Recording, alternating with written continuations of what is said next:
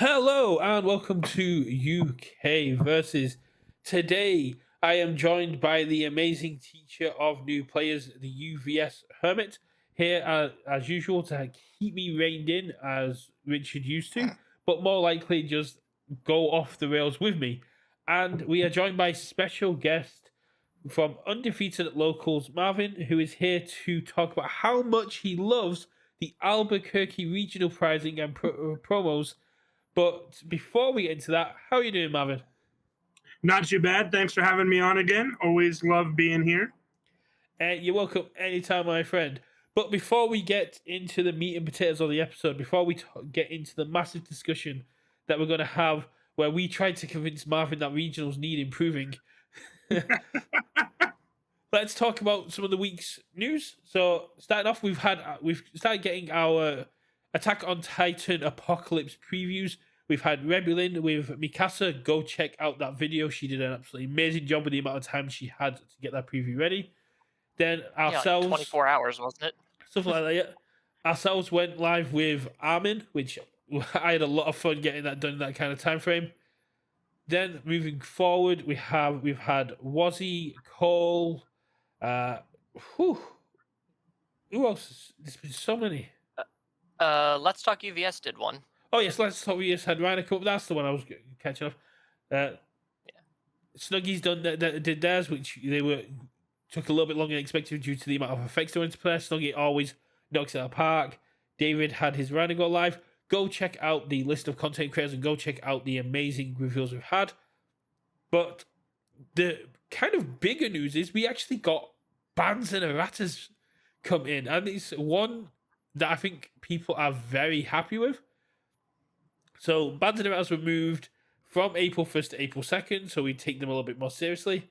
And Immortal Shapeshifter got banned, and Combined Firepower got errated to King Ghidorah only, finally, after months for the response, specifically for the response. Specifically for the response, yes. The enhanced, so you can still play it, you just can't play it from discard. So that means that evil mimic we were talking about last week, you just can't do it no more. They knew you would be too powerful. I think that's what did it. I think that's what, So I think Broberg's evil mimic pushed it over the edge. What do you think, Marvin? Yeah. About the bans or about evil mimic? Why not both? I don't know much about evil mimic, but I really like the combined firepower, like errata. Obviously, everybody in the community should. The card was being pushed a little bit too much over the edge. Rodon's benefited from that card more than any other character in the game since its creation. Being able to just already a character that can chain block. Now he was able to chain block from his discard pile. And then with the addition of Science Bros, I feel it just pushed this card a little bit too much over the edge with like all of the remove effects that can happen from it. I actually dislike the Immortal Shapeshifter ban.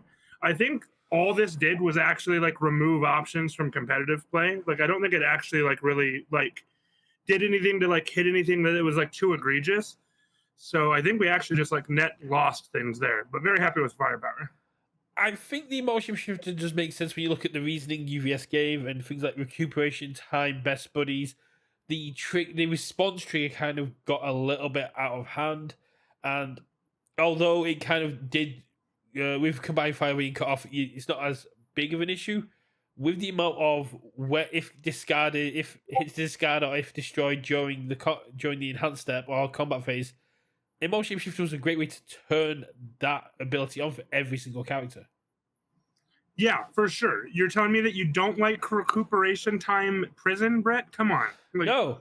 The most unfun game I had at Worlds was being sat across from Justin Birch and him just consistently by turn 3 having 4 or 3 Immortal Shapeshifter down and 4 or 3 recuperation times down, and me going, cool, I can give my attacks like 8 damage, but they're just going to get minus 16. There's no point. Yeah, no, for sure. I definitely get that. And you brought up something that I really do like. They've been doing it like sporadically, but I feel this new article like has been the most in-depth like reasoning we've ever seen. So I hope that we keep up with like the type of article that we were given this time around. They went, I feel, super in depth of like why these cards weren't hit before, why they've been hit now, and I actually really did appreciate that. So with Immortal Shapeshifter going down, with Ymir kind of now on the ropes, with Rodan not really having a consistent way to kill, who's gonna stop Nick Reagan from just dominating the meta? Absolutely nobody. Anyone who can main Nonagon. I mean, Devil Jin has a good chance if he's going first. Yeah, Fair. I think anyone who can main, anyone on who has the Void symbol and can main 2 to 3 copies of Nonagon can put up a good fight as long as you can see them early. I know that's a good trick that I'm practicing with one of my locals who's getting ready for the Albuquerque Regional in his Not the Brave list. So trying to just take over with sealing different cards, something like that could work. But quick thing on I was reading the Immortal Shapeshifter ban reasoning. Was it just the gain health thing? Because if so, wouldn't Brief Respite just take the place of Yeah, Immortal and Shapeshifter? I mean, you why I wouldn't get the don't +1 damage, but yeah, that's why I don't love the Immortal ban. Like you have Brief Respite and Best Buddies that will still trigger recuperation time. So yeah, because it's a 1 diff instead of a 2 diff, and you go straight for the pop 1, heal 1, as opposed to pop 1 for a damage, maybe check a 5 to gain the health. It seems a bit more solid. I know that's what I was testing with in my Elder Taguro deck. I didn't run it Shapeshifter. I ran Brief Respite. It might be what this does is it like Brief Respite and Best Buddies will be more taxing on your board state than Immortal was, right? Because if you had 3 Immortals and 4 recuperation times, a single destruction effect from Best Buddies or Brief Respite would mean -6 damage across your recuperation. Okay, so it was for the check and not for the damage. Yeah, for sure. That makes sense. Because it's just one of those things that any time a foundation got the show, which means it also shut off Ruin, which is a big effect they've been trying to kind of push. It just kind of led. I think I think the bans and erratas for this month are kind of just we want to solve the unfun aspect of the game currently at the minute of these decks that are just building pillar forts like Rodan until they get to the point where they got 4 combined firepowers and discard and go, now I get to kill you. And these immortal like jails, as you said earlier, Marvin, where there's like, you can try to kill me, but unless you've got 6 attacks in hand that all can get into double digits before I even trigger any of my abilities, you're not going to do it. Yeah, for sure. If you were playing attacks that were 4 damage moves, it was actually impossible to kill these decks, which was definitely a negative play experience. So going with these, since we still do have like Best Buddies and Brief Respite and Recuperation Time, do we think we're going to see more order characters running what's that order Ultra Foundation now, the Historia race one? Do we think we're going to see more of that moving forward? Because it says after you play an ability on a foundation, commit all copies of that foundation. Coronation of Historia race, commit flip. After your rival plays an ability on a foundation, commit all copies of that foundation in play. So you could just, on their first recuperation time, commit all 4 of them. Yeah, I think people already should have been playing that card if they had the order symbol. So I hope they picked it up. And it's got a good deadlock first form of just selectively tapping down one of your rival's foundations. It's in a good position to replace like what Petty Squabble was doing that aspect, because you just get to commit all copies of it down. And control decks were running Petty Squabble just to go, cool, you've used one, let's get rid of the other one that you're trying to get use of. And I love the order symbol, so Yes. I already main 1 to 2 of those in every order deck that I can. Yeah, the order symbol is so good at committing your entire stage, freezing it with things like Barrier Buster. That card should have already seen a lot of play. Well, I agree. So we can agree that a bit of a weird choice for Immortal Shapeshifter, but we can understand why. And Combined Firepower, long overdue. Twisty Azor, my boy, you died for Combined Firepower sins, and they finally got him. Moving on to other news. He's still banned in retro, sadly. It is, yeah. If he gets banned in Spotlight, he's forever banned. There's still Spotlight and there's still Sealed. If anyone ever does a weird Sealed, but moving on to there is no Spotlight in Boxing Day. Moving on to other technically UVS news. This is probably just going to be me talking for myself for the next 5 minutes. the League of Legends card game got its official name along with trailer and updated card art. And we are now looking at Riftbound, the League of Legends trading card game. It is set to launch in October of this year. And we're looking at a 298 card set, a Jesus. three pre-constructed decks of Jinx, Victor, and Lee Sin.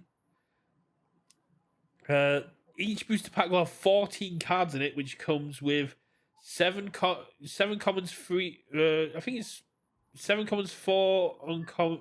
I can't remember the actual thing. It's like 6 commons, 4 uncommons, 3 foils, and 1 token. So you get 14 cards in your booster, which is pretty good. And the big news for me is their new player product is $30 MSRP, comes with 4 decks, so you can have 1v1, 2v2, or free-for-all out the go. Is designed to help people who are completely new to TCGs get a handle on the game, and each one comes with an acrylic version of their character, which has a happy or grumpy side of the acrylic, so you can rotate it depending on how your mood is. And that's $30. That's insane. Yeah, as opposed to a 35 card Challenger series. Oh yeah, the pre-constructed decks, which are I think MSRP about $25-$30, come with a booster pack included inside for Riftbound, and a cardboard deck box which you pop out and build there to keep your cards safe from the go. Interesting. Yeah, this product is selling fast. Card Goblin, where I usually get my stuff, have already sold out on like their interest post that they put up on there. It is selling fast kind of everywhere, and the rework of the card arts and the way the community is great. The community is just like the Universus community. To put it bluntly, they're having fun. I was a little bit late setting up because I was in the Discord exchanging memes with them. So you're just going to be our ambassador to all these different communities, like the Critical Role community, the Riftbound community. You are the UVS Games ambassador. Oh yeah, I got UVS Games. Get on it. Yesterday, get this man a paycheck and a sash. Yesterday, I went to watch the Minecraft movie. Plates. So yesterday, I went to watch the Minecraft movie. I came out and I was tagged by someone in the Riftbound community asking me why UVS hadn't released a product in the first quarter of 2025. I was like, I don't work for the company, mate, and they released Critical Role, but I don't work for the. Someone was tagging me like, oh, someone DM me like, oh, does UVS have content creator assets? I was like, I don't work for the company, but I can ask if they've got Riftbound assets. I was like, I have actually become the unofficial community ambassador. If they want to ask anything about Universus or UVS, they come to me. It's great. I've already got 2 members of the community asking me to teach them Universus, and That's awesome. Yeah, one of the Riftbound players up in Scotland, I sent a care package to that had a Dark Deku deck, a Soul Leveling deck, and a box of League of Villains because he helped me learn the game and get like a handle on it. So I sent him a little care package of UVS stuff. Nice. Yeah, we need to get you some diplomatic immunity, one of those little sashes or a pin or something. And we need to have you as the official UVS Games ambassador to other card game communities. That's too much power. So, do you guys know anything about Riftbound? Are you big fans of League of Legends or Arcane?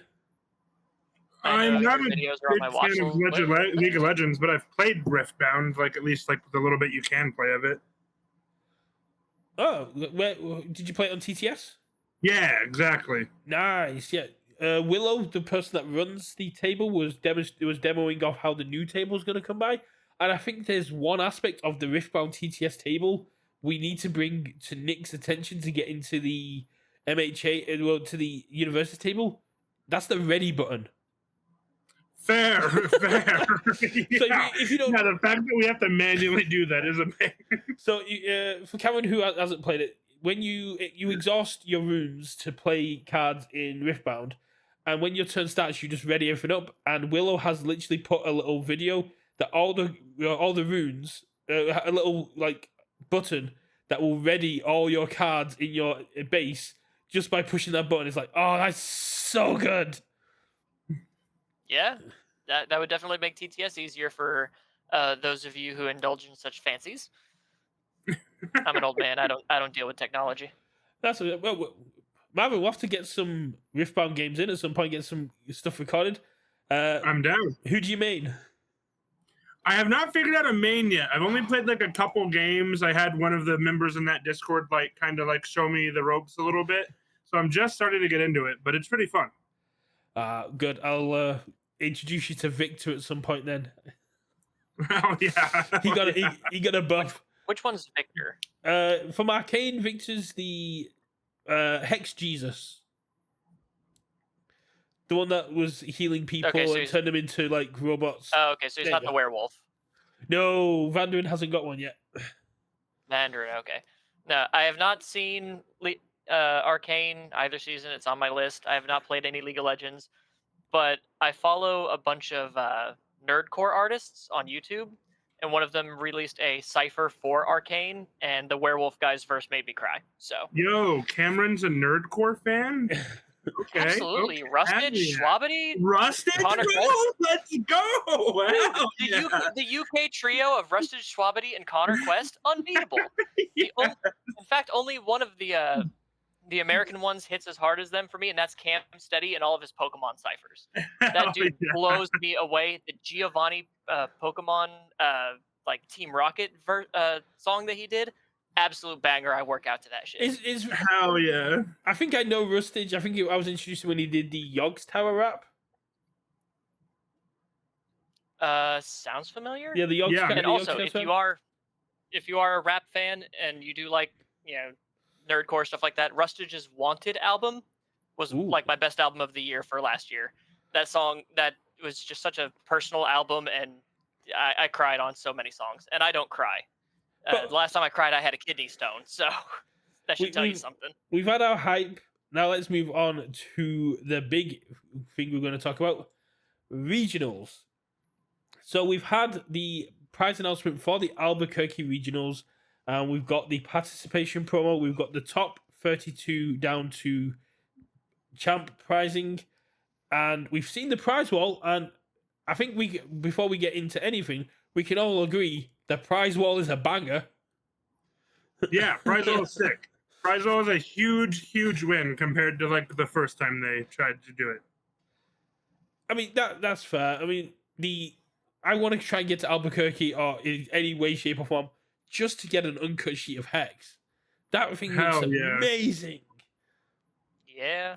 But I think the main issue is a lot of people want regionals to constantly be upping themselves, and although the regional promos are beautiful for the Attack on Titan Apocalypse regional, they kind of don't compare to how visually stunning the Critical Role ones were, and the fact that you got different colors and different kind of aesthetics all the way through the top cuts, whereas this time it looks like we just got the green kind of vibe on the top cuts up until you get to the finalists and the champ ones, which have got that kind of more beige aspect to them. Like gold and silver, yeah. Yeah. But let's be like completely fair. Nothing's going to be as visually striking as these Critical Role alt arts have been. They are gorgeous. Like I'm not one who usually buys fancy cards because the uncommon versions do the same thing and I'm cheap. But I've been looking for alt art throat slitters. And Rochester had some for like $30. They're sold out. They're not on TCG Player, which I'm shaky of anyway because I hate TCG Player. But they are so beautiful. And I don't go out of my way for alt arts, but I was like, man, I might have to start looking. And I hate that about me.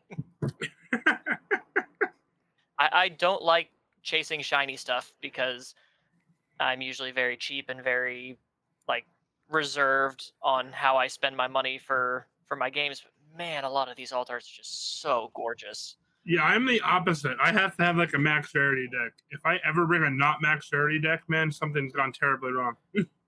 Yeah, you and I are polar opposites in that. Even from like my Yu-Gi-Oh days, I was like, nah, you're printing common potted dualities in starter decks. Absolutely, now I'll play potted duality. At Worlds 2023, I was up against Daniel Nelson, and he was very carefully shuffling my deck. He's like, You've got XSR repeated smashes, XR rejuvenating smashes. Everything in here is foiled out on max rarity. I was like, yeah, it's my world's deck. What did you expect?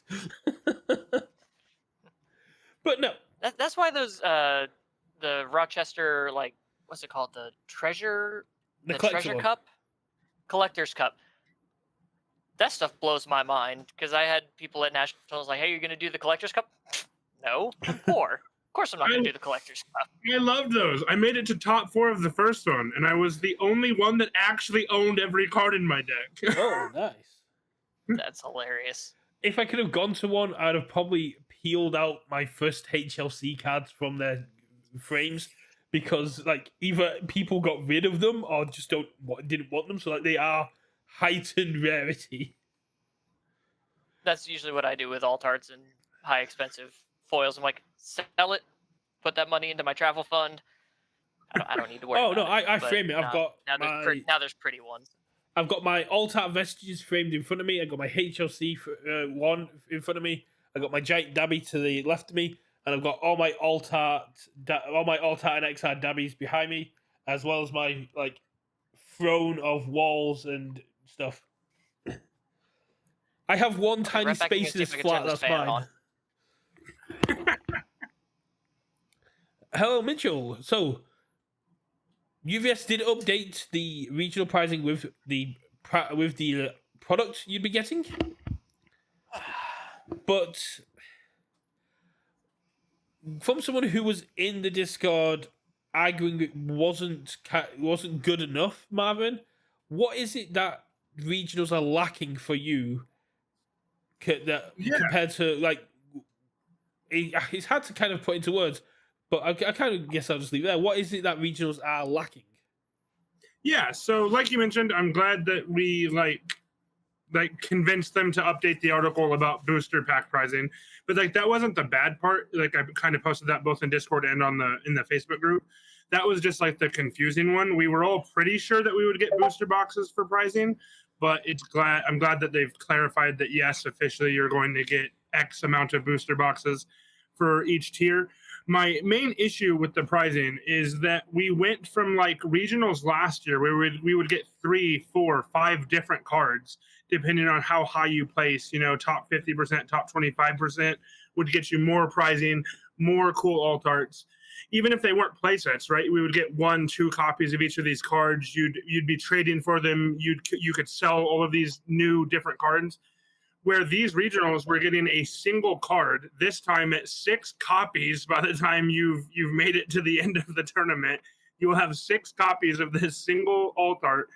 The alt art's cool, don't get me wrong. I love both of these arts. I love what they're doing with the AOT cards. But yeah, my main issue is that you walk away with a single promo and you don't walk away with enough tickets, or even better, just give them the prize wall promos too. I collected some information because I was going to do a video about this myself, but I just got so heated about the argument on Discord that I dropped that idea entirely. But a top 4 player in Denver walked away with 6 prize wall tickets, 6 additional tickets, which only nets you 2 promos off of the prize wall, and that's by the end of the tournament, where these promos could have sold out by then. No, yeah, that makes perfect sense, and it's kind of things to equate it as well. How would you feel walking with 6 extra boosters for top cutting? Because that's what it kind of equates to prize wall ticket wise. Yeah, for sure. Yeah, no, I like, and even tickets, like tickets are cool, right? Like I get, like, it's the prize wall thing. We're trying to do like the ticket economy, and that's neat. But I would definitely prefer just getting handed the promos directly. Like, don't give me extra tickets. Just give me the prize wall promos. At minimum, you should be getting one of each of those promos for winning the event. Like, yeah. And that is like minimum. No, it makes a lot of sense because it's one of those things that when it was announced, the first thing people asked was, "What about people who top cut? Are they going to be left out?" And then we literally said, "No, they're not going to get left out. We're going to make sure the people in top cuts are getting taken care of." And although, as you said, UVS are improving the prize wall, it is something that's new to them in this iteration, kind of. It's still kind of been a bit lacking off the cuff because players who top cut don't have access to everything they need to. I know a lot at Nationals when they first did it, a lot of players kind of went hard Friday to get everything they needed in case they top cut Saturday, so they would be able to get the stuff they wanted before the event started. Yeah, for sure. Like I didn't even go to a Nationals event last year because I already pre-qualified for Worlds. But even at Worlds, and don't get me wrong, the Worlds pricing was okay. I don't want to discuss the Worlds pricing. I'll ramble for an hour about that. But even then, we didn't get that many tickets overall, right? Like I think for getting sixth place, I think I was handed 5 tickets for that event. That's like nothing. It got me a playmat or a promo, like not both. Yeah, I got like 59th and I got 5 tickets. I dropped day one, I just got 5 tickets. Yeah, and that's horrible. Yeah, exactly. You got the same amount of tickets I got, Brett. You walked away with the same amount of promos, and I had to play a second day. Yeah, and then I got to go and then sit there and play against the Briarwoods repeatedly. So essentially, I was farming free tickets for $10 every hour while you were sat playing intense games. And I got more tickets farming against the Briarwoods than you got for playing 2 days worth of games. And I'm over here fighting for my life in day 2. Yeah, how is that fair? Yeah, it's just me and Nick Reagan just playing against the Briarwoods while you're. Yeah. I was top 30 in Denver and got 6 tickets. Yeah, so it looks like a lot.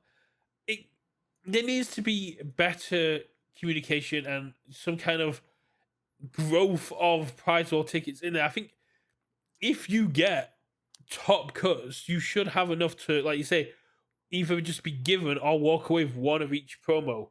You should For sure. You should even just be asked, "What would you like?" Even if you just go, "Oh, I want to try and get an uncut sheet." It's like, "Oh, well, there's no left." Like, that's fine, but if there is one there, yeah. Yeah, absolutely. Yeah, that would be like a great thing. Like go pick some items off the prize wall. Like any one of these ideas is totally fine, right? Like extra tickets, but that's like the worst of them. As some people, the community pointed out in Discord, items could potentially sell out, including promos. That would be a huge feels bad. Which means like getting handed the promos or like setting promos aside for these players, right? Like set a group of them aside, make extra promos specifically for your day 2 invites would be phenomenal.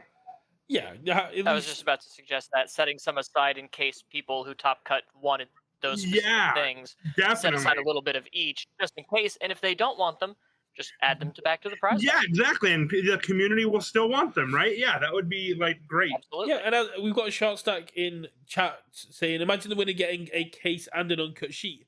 One of the uncut sheets at Albuquerque is AOT free. Imagine walking with a case and an uncut sheet of Attack on Titan Apocalypse as for winning the event. It's like you don't get any prize tickets, but here's an uncut sheet.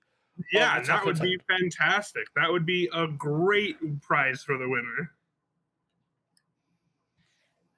Something I wanted to chime in on, not necessarily for like the amounts of promos and stuff like that. Maybe it's me. Maybe I'm picky. I have not been a fan of the designs of the promos for participation or like the top cutting in the past 2 or 3 events. I mean, when we've got alt arts like the Critical Role alt arts, how they're gorgeous, visually stunning, and now, like, I get with Attack on Titan, they probably have to stick with, like the manga panels or tricked out manga panels and stuff like that, but it's just, it hasn't been doing it for me. And like Marvin said, I remember when you used to have, you have your participation promo, top 50% got like 1 or 2 of this promo, top 32 got 1 or 2 of this other promo, and you could, stack on that and just collect them all. And when I saw all the different promos that they had for Critical Role in Denver, I thought that's kind of what they were going to do. I didn't know they'd be mostly prize wall stuff.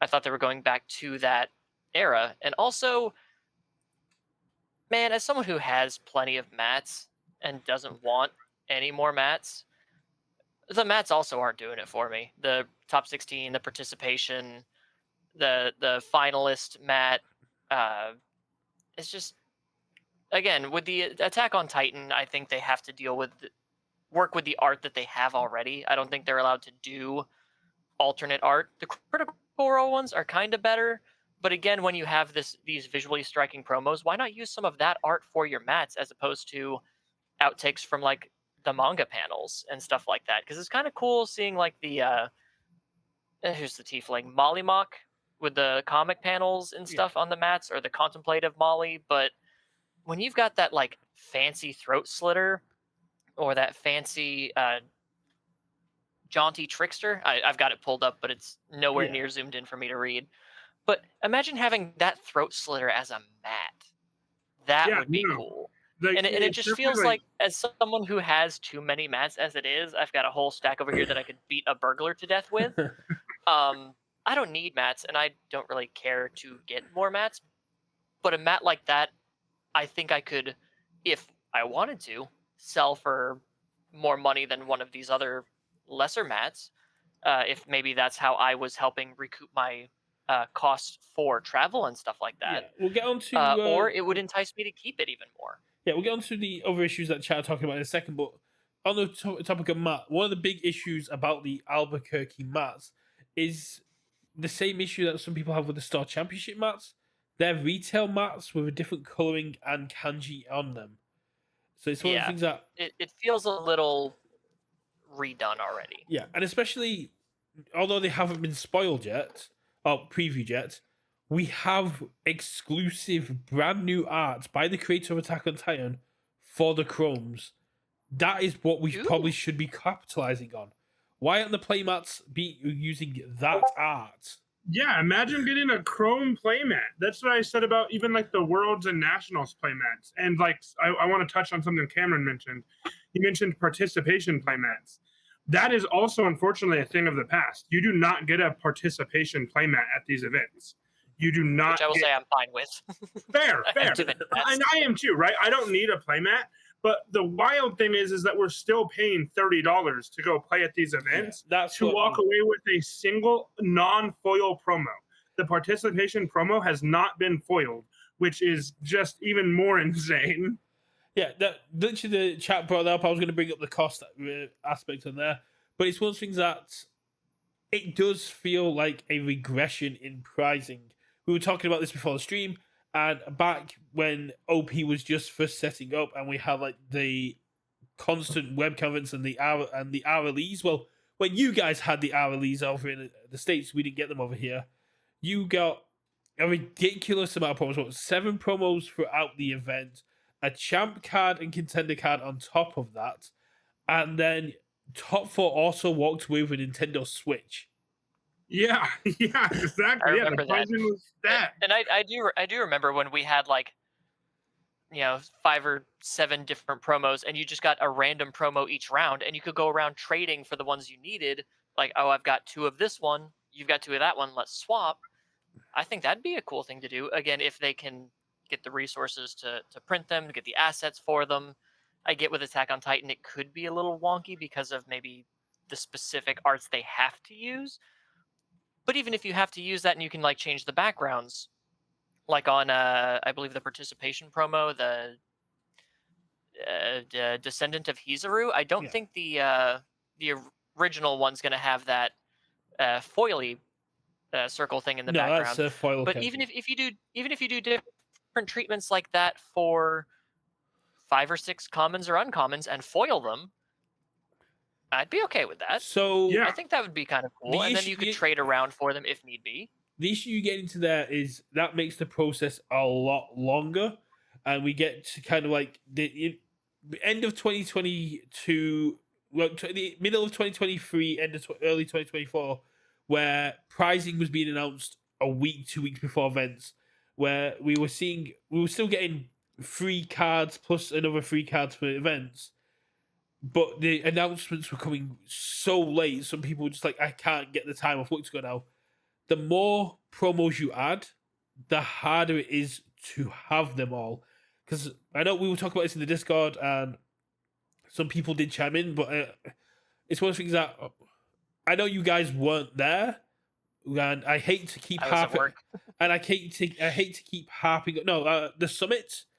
when the Oh, the when the summit. when the Right, 10 of right, us right. went to the summit, I know I hate to keep harping about it, but Zoe came in and they told us how hard it is to get actual promos done because everything. So for Attack on Titan, everything is done by creative. Then it has to be approved by in-house UVS. It is then taken to Japan, approved by in-house Japan, then taken to the creator of AOT. He then has to rubber stamp it, and then it comes back to UVS. And at any point in that process, someone goes, I don't like this part of it. It goes all the way back to UVS creative, and they have to start over. And that's the kind of issue when you're looking at 6, 7, 8 cards. You're looking at eight times the process because they don't all the feedback doesn't come back at the same time. They'll be sent one card back, and then while they're working on it, they get sent another card back, and it starts to build up, and it's a lot of stress. The team has grown, but it's still a very small team compared to other TCGs, and you're putting a lot of burden on the creative team. And we love Hitch, we love Zoe, we have no issues with Hitch or Zoe in the community. I imagine we don't want to put extra stress on those guys, but I think Marvin's kind of knocked it on the head. Why are we still paying 25 quid, $30, $45 down in Australia for these events when the pricing has kind of gone down? If UVS kind of want to ease the restraints on themselves, if they want to go, okay, we're going to give you less for entering, but more for the prize wall, that's fine. You can keep your paid prize wall and your paid side events, but why isn't the cost of the main event gone down to match what we're getting? Yeah, exactly. Yeah, it should either go down. Somebody in chat mentioned $30 for 6 packs, and like that is true for early entrants, right? Like at least it was in Albuquerque or Denver. In Denver, if you early registered for the event, you got a guaranteed 5 prize wall tickets, Yeah. which is like 5 packs or a promo, but that is only for early registrants. You do not just get that if you sign up the last minute, which is honestly just completely punishing your new players. Somebody that might have heard about the game locally, like in Denver, right? A local in Denver. I've heard a couple stories on Discord where locals of Denver brought their homies with them. Their homies did not get the 5 tickets. Their homies paid $30 for a non-foil promo, and that feels very, very bad. Yeah. I think it's one of those things that, say we had Critical Role fans that figured for Denver or for Chelmsford, they were like, okay, I picked up the cards, I'll go down on a Friday, I'll try out the game, and if I like it, I'll go into the main event. And then they go, cool, I paid $30, I got an Attack on Titan card, and I got 1 pack of Attack on Titan, and now I have to go and pay more to play more events to get actual Critical Role cards or actual like stuff like. It's definitely a feel bad situation, and I get, tournament organizers, venues, all the amenities are not cheap, and the event sizes we have can't unfortunately cover all the costs, and the TOs and UVS are trying to make sure they cover all the costs of the event through the tickets. I get that, but unfortunately, that's not a player issue. That's on them. For sure. Yeah, Exactly. So it's just one of those things that prize wall tickets cost you nothing. Even if they just chucked it's Monopoly money. I said that in Discord. Yeah. You're handing me Monopoly money. And it's the fact that you can actually buy and sell tickets as well, but we'll get into that another time. But it's even if it came with like, here's a free non-sealed side event ticket when you enter as well, so you can at least go, and then if you don't make day 2 or if you eliminate day 2, you go, cool, I'm going to go play the side event. Now the people in the top cuts can take that free side event voucher and go, can you go enter an event for me and get me 3 tickets, 4 tickets, 5 tickets, whatever. And just kind of having that aspect of you're not being given anything, but you're getting kind of value out of it because you just get to go and utilize it and get the prize pool tickets and continue playing the game. Definitely. Didn't Rochester do that a couple of years ago, where if you signed up for the main event, you got like a draft ticket or something like that, to where you could just play the $10 draft for free? Oh, they did. Yeah, and that's the other option you bring up. several other card games do this, like Star Wars. Star Wars, when you buy into like their main event, you can spend like X amount of extra money to get side event tickets. Even if you did that as your $30 entry, right? You get 2 side events for free. I'm super down for that because that will also like not only does that equate to being able to play the game more, which is a great thing, especially for a new player, but it will also eventually equate into more prize wall tickets. The benefits will be infinite, you know? Yeah, it's Yeah. it kind of feeds into my issues with the redemption wall. This year, UVS seems to be generating a aura of FOMO. It's kind of a fear of missing out on every event, on every redemption star. If you don't go to Denver, you're not going to get this prize wall or these promos. It's like that's that in the past that was fine, but that was a case of even if I'm at the regionals, if I'm doing well, I still have that fear of missing out because it's a case of if I keep doing well, I'm not going to be able to go get prize wall tickets, which means I'm not going to be able to go get my double sized Grog, my double sized Caleb. I'm not going to be able to get the uncut sheet or like all the stuff I wanted to get with it because I'm getting 5, 6 prize wall tickets, which is enough to get 2 of them and nothing else. Yeah, no, for sure. Yeah, and that's like my main issue with it. And like as a side thing, something that Cameron mentioned a little while ago in the stream of like selling your promos. Like if you're a player that feels like you need to like sell the things that you earn to like really pay back what you've spent.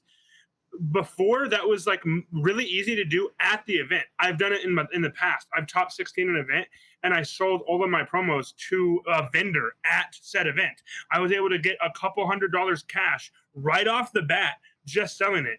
That will not be the case anymore, as 16 players are all walking away with 4+ copies of the same exact promo. Vendors they're not going to be interested in that. It's one promo that now has 80 copies in the wild. It's also an aspect of, although they've got the different wording at the top, they're non-foil promos as well.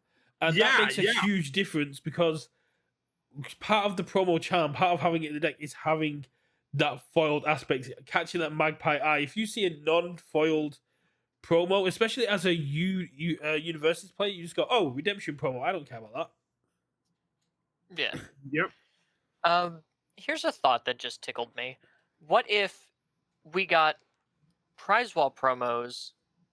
Started getting like prize wall promos every round, similar to how they used to do the random promo card, but you got the prize wall tickets every round. Do you think that would then be worth the $30 entry? Yeah, and that would also like kind of like potentially remove the ability for them to sell out, right? That's actually a really interesting point because then in between rounds you could go like get whatever promos you wanted.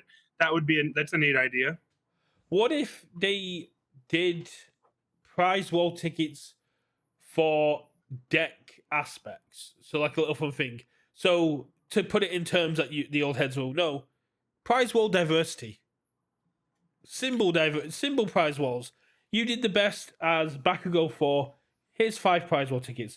You did the best on the fire symbol. Here's 5 prize wall tickets. Yeah, they've already done something like that at nationals. The first nationals with the Heart and Jab promo. Yeah. If you were the best at your character, you walked away with like a free Heart and Jab or whatever. Which I did because I was the only person as my character because no one else believed that Valkyrie won. I thought I was going to be. Then someone else showed up at midnight, and so I was like determined to be the best midnight, and I was. Yeah, something like that. Like if they did want to do something like that, make that like a 5 prize wall ticket thing instead of like a 1 because they do have the like the 1s and the 5s and stuff like that. Yeah. My only issue would be that's then more manpower dedicated to reviewing stuff like that. And do you really want to draw the staff in so many different directions at once? No, chat. Don't bring back character diversity. This is not what we're asking for, UVS games. That is not what we're asking for. Speak for yourself. I used to bank on character diversity in order to get in with wilder characters. I mean, Brett, cut Cameron. Mute him. I mean, I'm not saying do it now. I'm just saying I banked on it in the past. It is a lot more hard work on the TO kind of situation, but at the same time, it's also not that hard to make the event deck list exportable to a spreadsheet and then just go sort by characters, look up and then look up like on there how they came through, or even having an aspect of UGN come in and go top character here, top character here, so you get notified by UGN going, Swiss is over. You were the top of this in Swiss. Go report to TO for 5 prize wall tickets. Yeah, I'm not a programmer, but like that's got to be something that UGN could just add, right? Since we already set up our deck list on there anyway. Yeah. Yeah, and you can just, since we do also have like the open team sheet, open deck list stuff like that. So I'm sure they're improving the site as we go. Definitely. So there could be some backdoor stuff that they could do, maybe. Yeah, and as I know personally from this week, the company is always open to good feedback for good ideas. Brett knows what I'm talking about. I'm gonna need you to hold me to that because I'm gonna forget by next April that I said that. So I'll keep it. I'll definitely keep a remember on it. But yeah, it's just one thing that we're not coders here. We don't know how easy that is. We could probably speak to Tim Key from Broberg and be told as to exactly how difficult that is to actually implement. But it's just one of those things that it's a little bit of extra work, but it makes a massive difference to the community. As David Toombs put it in the Discord, the events need to feel premier because they're premier events. They need to have a drive to them, and these promos don't really have the drive. The biggest driving factor for me for like the last year of going to events has been seeing the community, and I'll happily spend 25-30 quid to go spend some time with my friends and have a great time because I don't get to see them that often. But if you're someone who lives in Sheffield or Doncaster or gets to see a lot of the community regularly, you're spending a lot of money traveling. You spend a lot of money on hotels and going to the event to see the same people you get to hang with out week to week. It's the social aspect can only go so far, and not everyone is as lucky as me to have that kind of disposable income. I think I mentioned it to someone when I was going through Discord. Maybe it's because I grew up with nothing, but I'm happy with whatever pricing I get. But I can understand some people need to have that premier pricing to feel like an event's worth it. Yeah, for sure. No, and I like you hit it right on the nail of like the community is awesome, right? I absolutely love the community. I've made so many friends that I talk to like on a daily basis over Discord because of Universus, and I'm very much appreciative of that. But like, it's not just $30; it's $30 to walk into the door. But like, I'm in Nevada. My Denver was 16-hour drive away, or a $900 ticket, plus a $400 hotel room for the weekend. And like then it becomes like, yeah, it's I would rather just like hang out with you in Discord than pay $2,400. I'm not in a position to do that type of deal, you know? Yeah, I think that is definitely one of the things. It is like if these events were like in your own backyard and it was just the $30. Yeah, it becomes much more. I don't think it'd be an issue. Or even if it was like hey, I'm going down to, I'm in Oklahoma City, so I drive down 3 hours to Dallas. I'm perfectly fine with that because it's just a 3-hour drive. The only regional I could possibly go to is Louisville this year, and that's like a 15-hour drive that I may be making solo.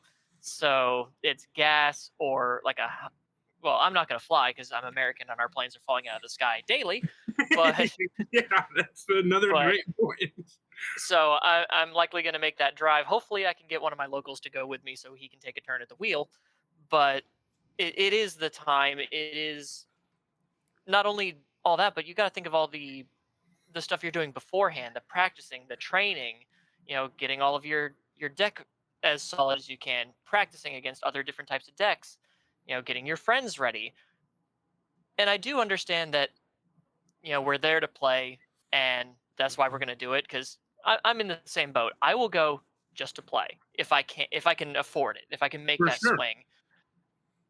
But whereas David was talking about, premier events need to feel like premier events. I also want that. I want it to feel big. I want it to feel important. Like if I top cut a regional, I want to feel like I freaking accomplished something. And sometimes when it's like, okay, here's a promo. Yeah, no. Yeah, you did accomplish something, but it doesn't feel like you want that gravitas, right? Yeah. Of not just saying, hey, I got the points, and I can go to Worlds now if you can afford to go to Worlds as well. But you want that top of the mountain feeling, like when they were giving away Switches, which I didn't need a Switch at the time, but I was like, hey, that's $250 in my pocket if I can get one. Yeah, and But UBS it's Games just is like, you want to feel like you accomplished something other than just, yay, I won. Well, what do you have to show for it? A mat and a promo.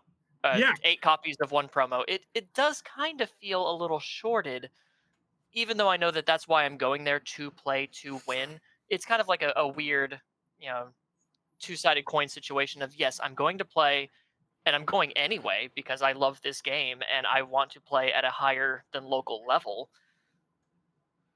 But events can be exhausting, especially if you have really rough matchups and you want to feel like you climbed to the mountain, you got the gold, and you got it.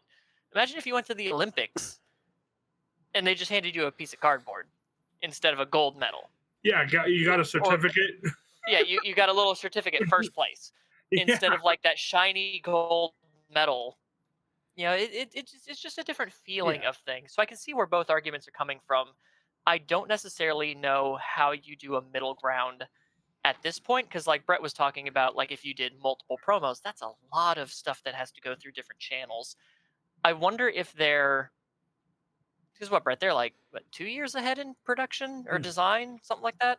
What if they know these are where they're going to try to land certain events, these like sets, like have set markers, and in the design prospect try to say, hey, this is some extra ideas we want to do for like competitive pricing issues, and try to get all of that out at once. I'm not in as the company as much as Brett is, so I don't know how these people would think of something like that, or if they think that that might be a good idea. It's a possibility. Maybe they thought about it and it's not viable. Who knows? Not me. I'm just an idiot old man screaming on a podcast. But yeah, and like the Discord community had mentioned that it's not like an endless well, and the yeah, same type of topic that Brett went down, and I get that. But like again, like we have prize wall promos, right? Like we 6 other promos do exist at all of these events that top cuts aren't getting. what if for like the prize wall promos, like you do have the like the really fancy Critical Role ones that I keep drooling over.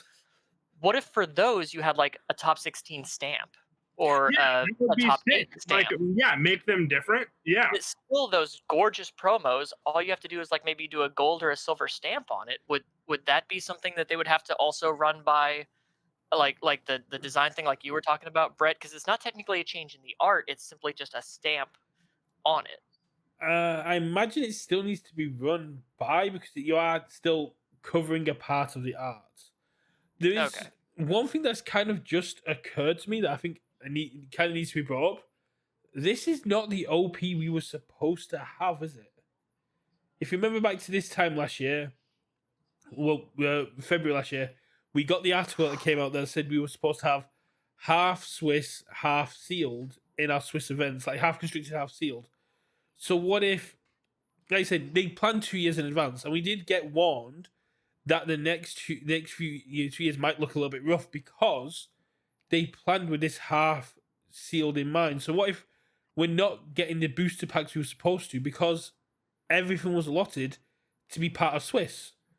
So you were meant to get your participation boosters As your as sealed. your like draft thing. Yeah, that's fair. as your draft stuff, and it was all like all the extra prizing, all the extra stuff was given to you because everything was coming to you as part of draft, and because of ways that contracts work and the ways that like OP is organized, stuff like we're kind of locked in with this system in a format that it was never supposed to have, but we begged them to give us the format we love there, and this is kind of the other shoe dropping of, Yeah, this is like the outcome of it. and the company's Yeah, kind of stuck with it. yeah, that's fair. I And could like kind of I see can't. that, but oh, go ahead, Marvin. Oh yeah, yeah. I can't even like I have to give UVS Games like a point here. It's something that like Cameron was kind of getting back and forth. That like you want to reach for the gold, like you want the gold prize. Something it feels like they've kind of swapped. And again, I'm not. This is actually a point in their favor. It's just like they have to. They need to find the middle ground, like Cameron mentioned. But the first nationals, I actually released a video about how bad I thought that event was because like I'm like a pretty good player, you know, like I don't want to toot my own horn, But often in events, I'll play through like the entirety of Swiss because I'm still in contention by the last couple rounds or so.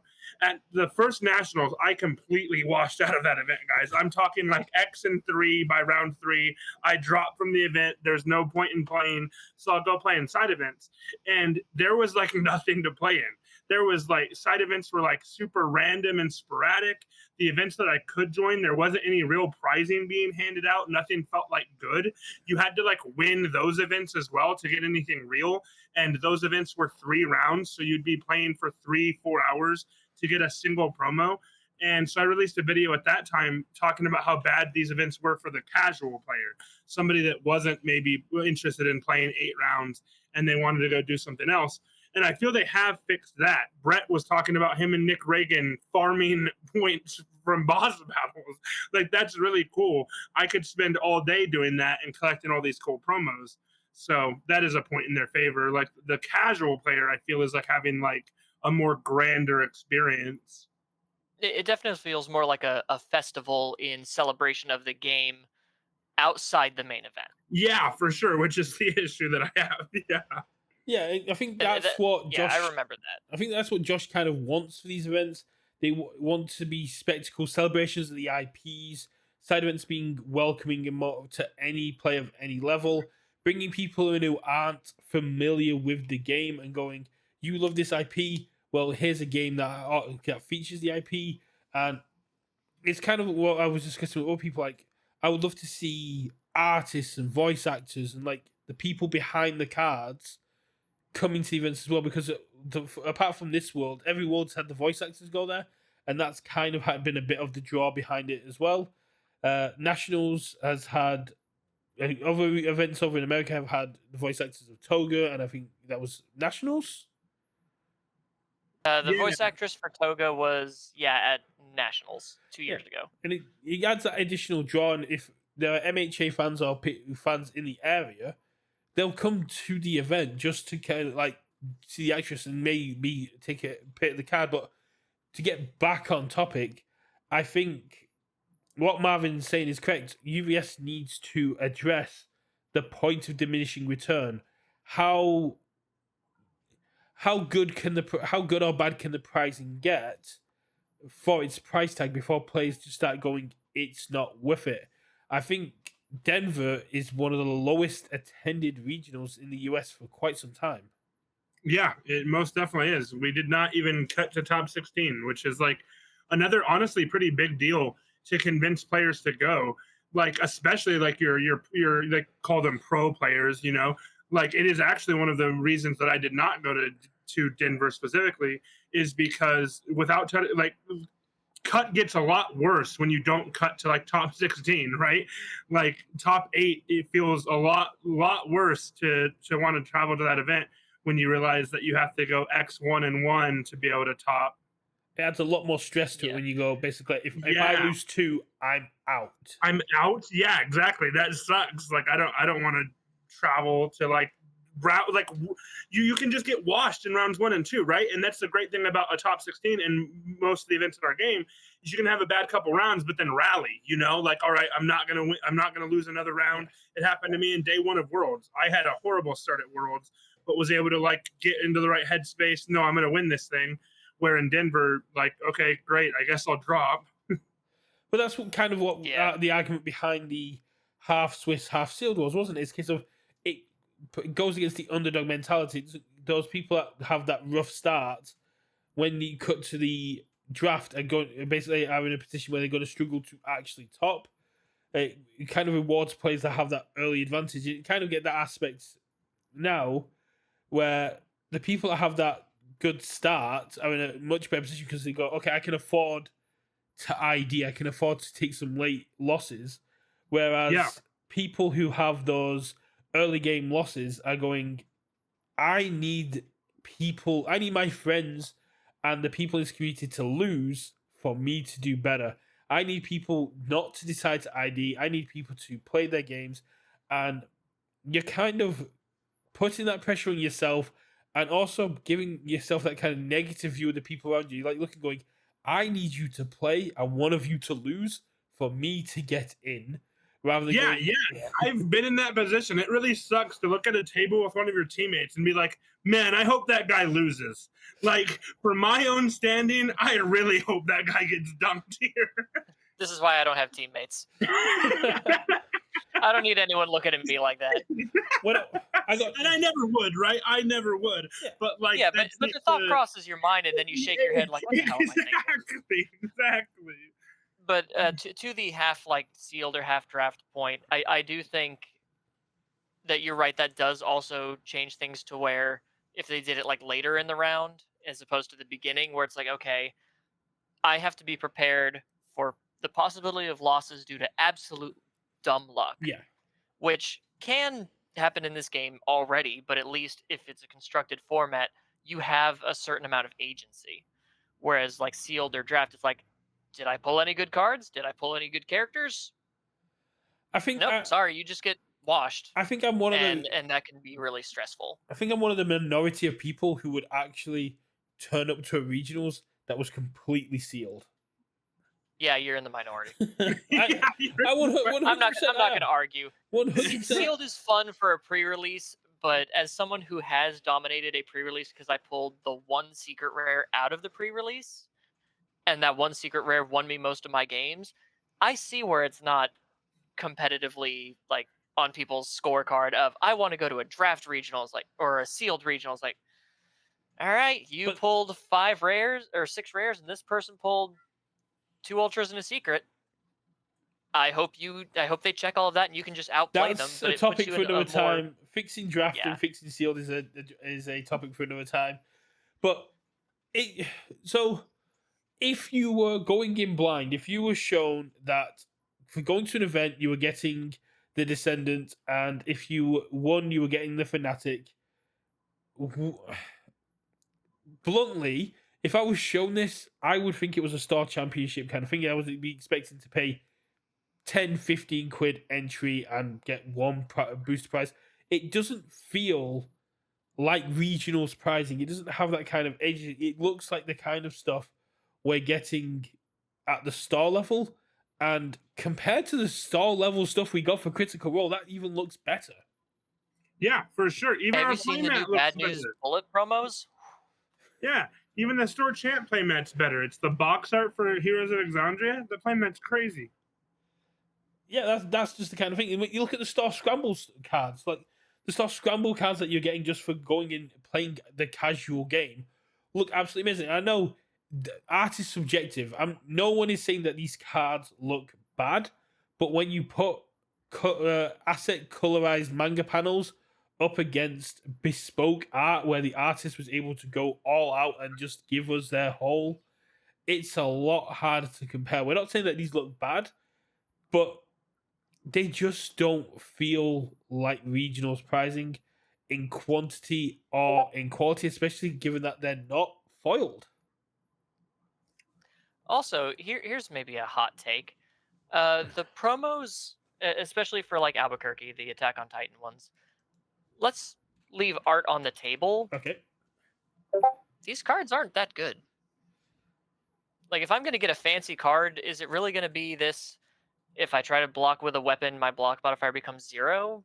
Oh And yeah, for maybe have sure. like a deadlock? Competitively Why wouldn't you playable. pick? Yeah. Why wouldn't you pick even a better? Okay, so cards on the table. I am part of the content creator reveals, and I am one of the weak ones that saw everything because I am an unapologetic glutton for information. If UVS Games gave me an NDA and said, "Here's all the cards we're going to play with for the rest of the year. We're going to give them to you. You're not allowed to tell anyone, but we're also going to give you like a UVS Ultra style deck builder so you can play in your own little sandbox." I give myself till about July until I'm asking for next year's stuff. That's I'm called a glutton deck for tester. They information. exist. Yes, but I don't think I'm allowed. Anywho, where was I going with this? Oh, so I've seen some of the cards that we're going to be getting, even for common and uncommon, and I can think of at least 3 cards that would be either more impactful or even cooler than Descendant of Hizuru. Fanatic Rescue is kind of cool, or Frantic Rescue is kind of cool, just because it's a good defensive piece. But I can think of 3 or 4 cards that would be better, at least for the participation promo, if we wanted to recolor, fancy background art, those panels, than this card that I don't think is really going to see play. So wouldn't you want your promo that everyone's getting to be something everyone would want to, at least the majority of people might want to use? Yeah, and that's something that they used to be like actually amazing at. This was like almost never an issue with universes, as much as I am known for complaining and giving them endless amounts of crap. Um, I've never had an issue with that. Our first RLEs were like Manly Passionate Guy, Texas Smash, Harden Jabs, all of these highly played cards. Even the Godzilla ones. The kimono ones for like Summon Yes. Dark Shadow, Passing the Torch. Yes, exactly. We got number 10 Pro Hero. That's a 0 diff 6 check that's going to see play until the day it rotates. Like, So Yeah. So here's a proposal from me. You take Descendants of Hizuru and you make that the pre-release promo. You make Fanatic Rescue the participation, and you make Survey Corps Hope of Padeus the top cut promo. Is that better? Let me bring up Survey Corps Protector, whatever you just called it. Survey Corps Hope of Padeus, the pre-release promo with the Armored Titan. Maybe not simply because it's a Survey Corps only response. So again, that feels very limited. But from the art from it, the fact that it's a UR. The art's gorgeous. Yeah, if you got that foiled art as a top cut promo, the fact that it's a UR card, I believe, although it's got that Survey Corps response and it is a weapon, the look of it alone, if you swap them around, like do a rotation, make Descendant your pre-release, have Fanatic be your participation, and make Survey Corps your top cut, where they've got that white space at the bottom of the card, you just stamp on the top cut number, so it's part of the framing. I think immediately that's more desirable. Absolutely. Or even a card like if you want to do for participation, I believe this was revealed already because it's on Uves Ultra. Time for Battle. Response, sacrifice a foundation. After your rival's attack deals damage to your character, they commit a foundation. I'd play that over Descendant of Hizuru any day. I mean, granted, it's only on the Death Attune symbol, but Hizuru is only on the Air Attune symbol, and of symbol spreads throughout the last couple of regionals, I'm pretty sure Death has outclassed Air lately. Well, so I mean, stuff like that. We could sit here and argue about what cards from Attack on Titan would be better. I just kind of wanted to stick to what we kind of had from as resources, because it's a very slippy slide to go down of this card would be a better promo, this card would be a better promo. Speaking from someone who knows nothing but says a lot, I have a lot to say even though I know nothing, Jon Snow. This is just completely talking about all that limited information that I do have. What I think could work, as opposed to, obviously, they have their own restrictions and what they're able to do. And I'm not faulting any of the creative or design teams for any of this. This is not against them in any way. It's one of the things that we understand the company has its troubles. We understand the company has its issues, and we understand the logic behind it. We understand why this kind of stuff has had to happen, but that does not negate or invalidate the feelings of players who want more, that are used to more, that have grown up with the game over the last 3 years, starting off with the regional license exams with an abundance of promos and pricing, and now gone down to this kind of here's 2 cards and where you're still paying the same amount as you were before. And that's where I kind of think people are coming from. It's been a very kind of quiet decline. If you look at 2022 to 2023 to 2024 to 2025, the pricings have gone down quite a bit. And then we had nationals, where I was like, I'm more than happy to walk away with like less cards if I'm walking away with 2 boxes for top 8ing. I'm down for that. If everyone in top 32 is walking away with a box, I will happily take less promos if I'm getting more product for it. But then we get to Denver and Chelmsford, where it's a case of now you're getting less products and less promos. Like, okay, no, that's the worst of both worlds. Yeah, and like you mentioned it earlier, like as much as like we can understand these things, right?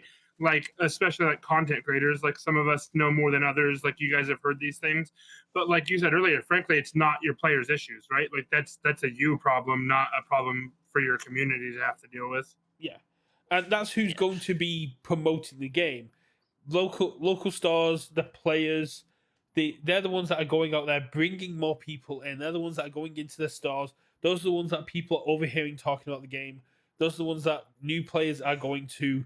And as much as we can ask the community to not be toxic, to not uh, overblow insignificant issues, or not to take what the company's doing and constantly twist it and make it worse. We can't tell them to do that about valid complaints. Yeah, for It, sure. yeah, Yeah, but we want to make sure that we're coming from a place of love, right? yes, Criticism from a place of love in order to help better things, as opposed to complaining for the sake of complaining. constructive But criticism. another thought that I had while you were talking about how you make top 8, you get 2 boxes. There's a good chunk of the community who wants to attend regionals, but maybe due to having less practice or just not being as good at the game, they know they're not going to top cut, but they still want that experience. We still want it to be worth their time and worth their money, to feel like they're getting their money's worth, even though they're probably like, hey, I'd be glad if I go 4-4. It's my first event. I know I'm not going to get that top cut to get the 2 boxes. I'm still going to try, but you still want those people to think it was kind of worth their time and money for the experience and for whatever they're putting down into it. No, makes a lot of sense. Because that was certainly me starting out playing. My very first event was Worlds, and I was like, if I can just break even, I'll be happy, and I did. And then I thought, all right, I broke even. Now I want to get diversified.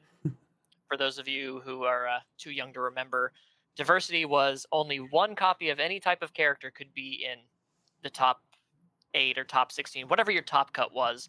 Only 1 copy of every character was allowed. If you would have made top cut, but you weren't the best of that character, you got knocked out, and the next person came in, and you got basically like a booster box for doing well. That was your diversity prize. So my next event was, I want to get diversified. That is my next step, and I was 1 win away. I was 1 win away from being diversified.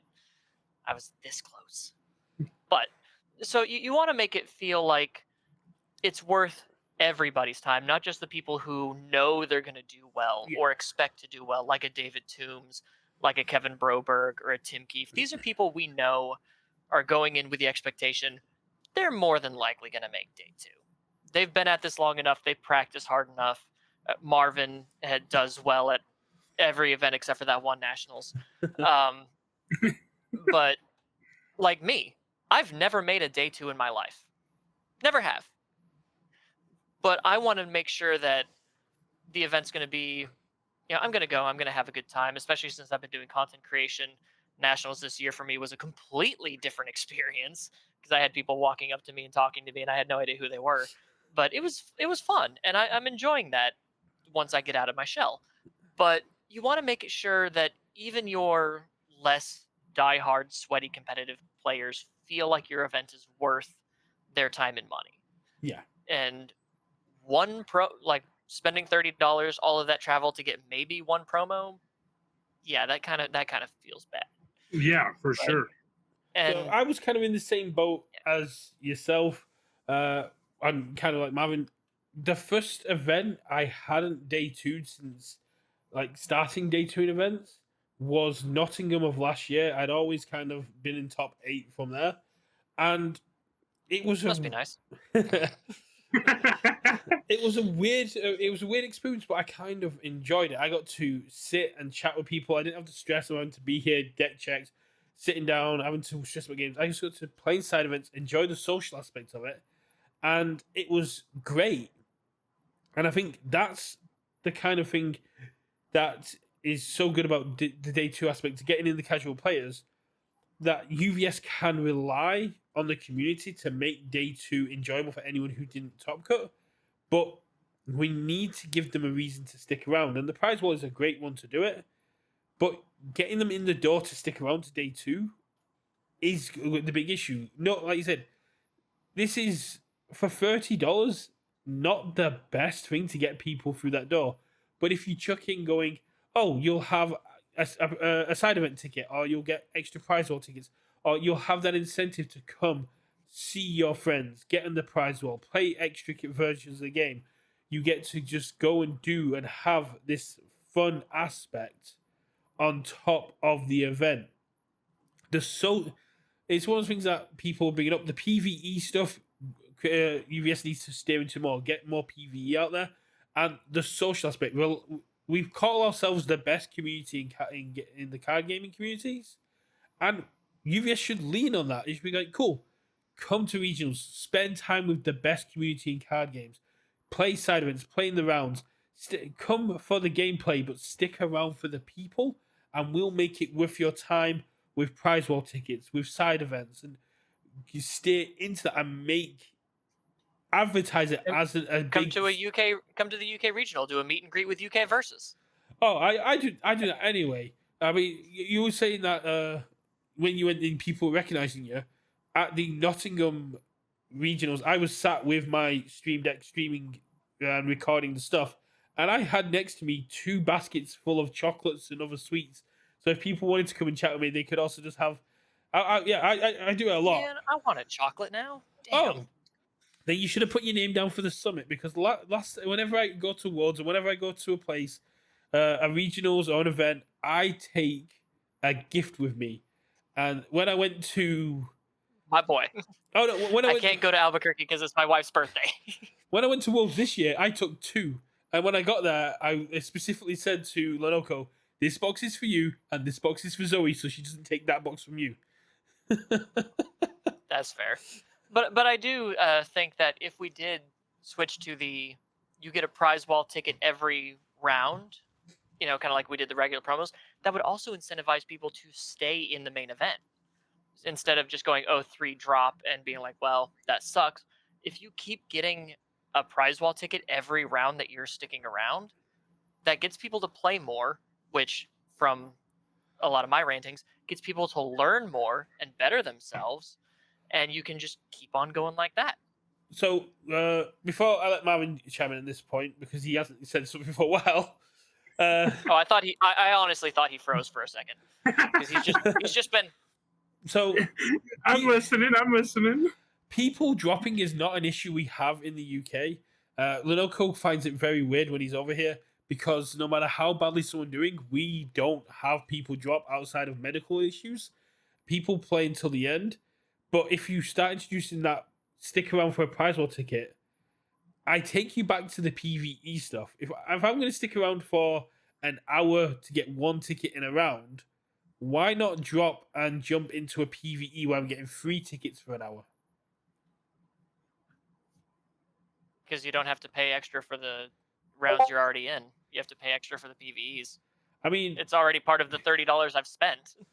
It's making it more for my money on the initial entry. That's what I'm talking about. Yeah, I get what you're saying for me sticking around, but it's one of those things that if my goal is to walk away with the most prize wall tickets or go get the prizing, then dropping and doing a $10 PvE nets me 2 more tickets, which, as we know from the fact that 1 ticket equates to booster, kind of gets me my round ticket and then covers the cost of what I've just entered to do the PvE. Yeah, that's if you're doing the packs as well, though. But this is also for maybe someone's 3-1 and they don't want to drop. It's still more incentive. It's more rewards that they're getting for sticking around in the tournament. Yeah, for sure. And it's actually kind of it's really neat, and definitely probably like a culture, different community type of thing. It's really interesting that UK does not have drops, because man, as soon as you're out of contention in the States, I feel the primary majority of the player base will drop and go play in side events. I don't want to say that they haven't done this. I honestly hope UVS Games has gone to other card games and seen what they do. But if they haven't, I would definitely recommend UVS Games to go travel to a Pokemon regional or something and see what they do, because they are celebrating the game there. Even Cameron mentioned, and yeah, sure, the community does like come up to you, Brett. Obviously, you know, everybody knows UK versus, but like if you have content creators that are down to join these events, like I'm sure you would be down to not play in said event and work with UVS games at the event instead, right? You'd be down to like do stuff with the community over playing the game. Yeah, hell yeah. Just get me the Tim Freestyle from Worlds. Get me a DM screen, get me a dice tower, and I will sit there and DM PV me for all an entire week. I will Absolutely. And like, why don't we do that? Like, why don't we have like just like community fun events that like then takes away like Cameron's issue of like, yes, you have to spend 10, 15, up to like $30 for side events.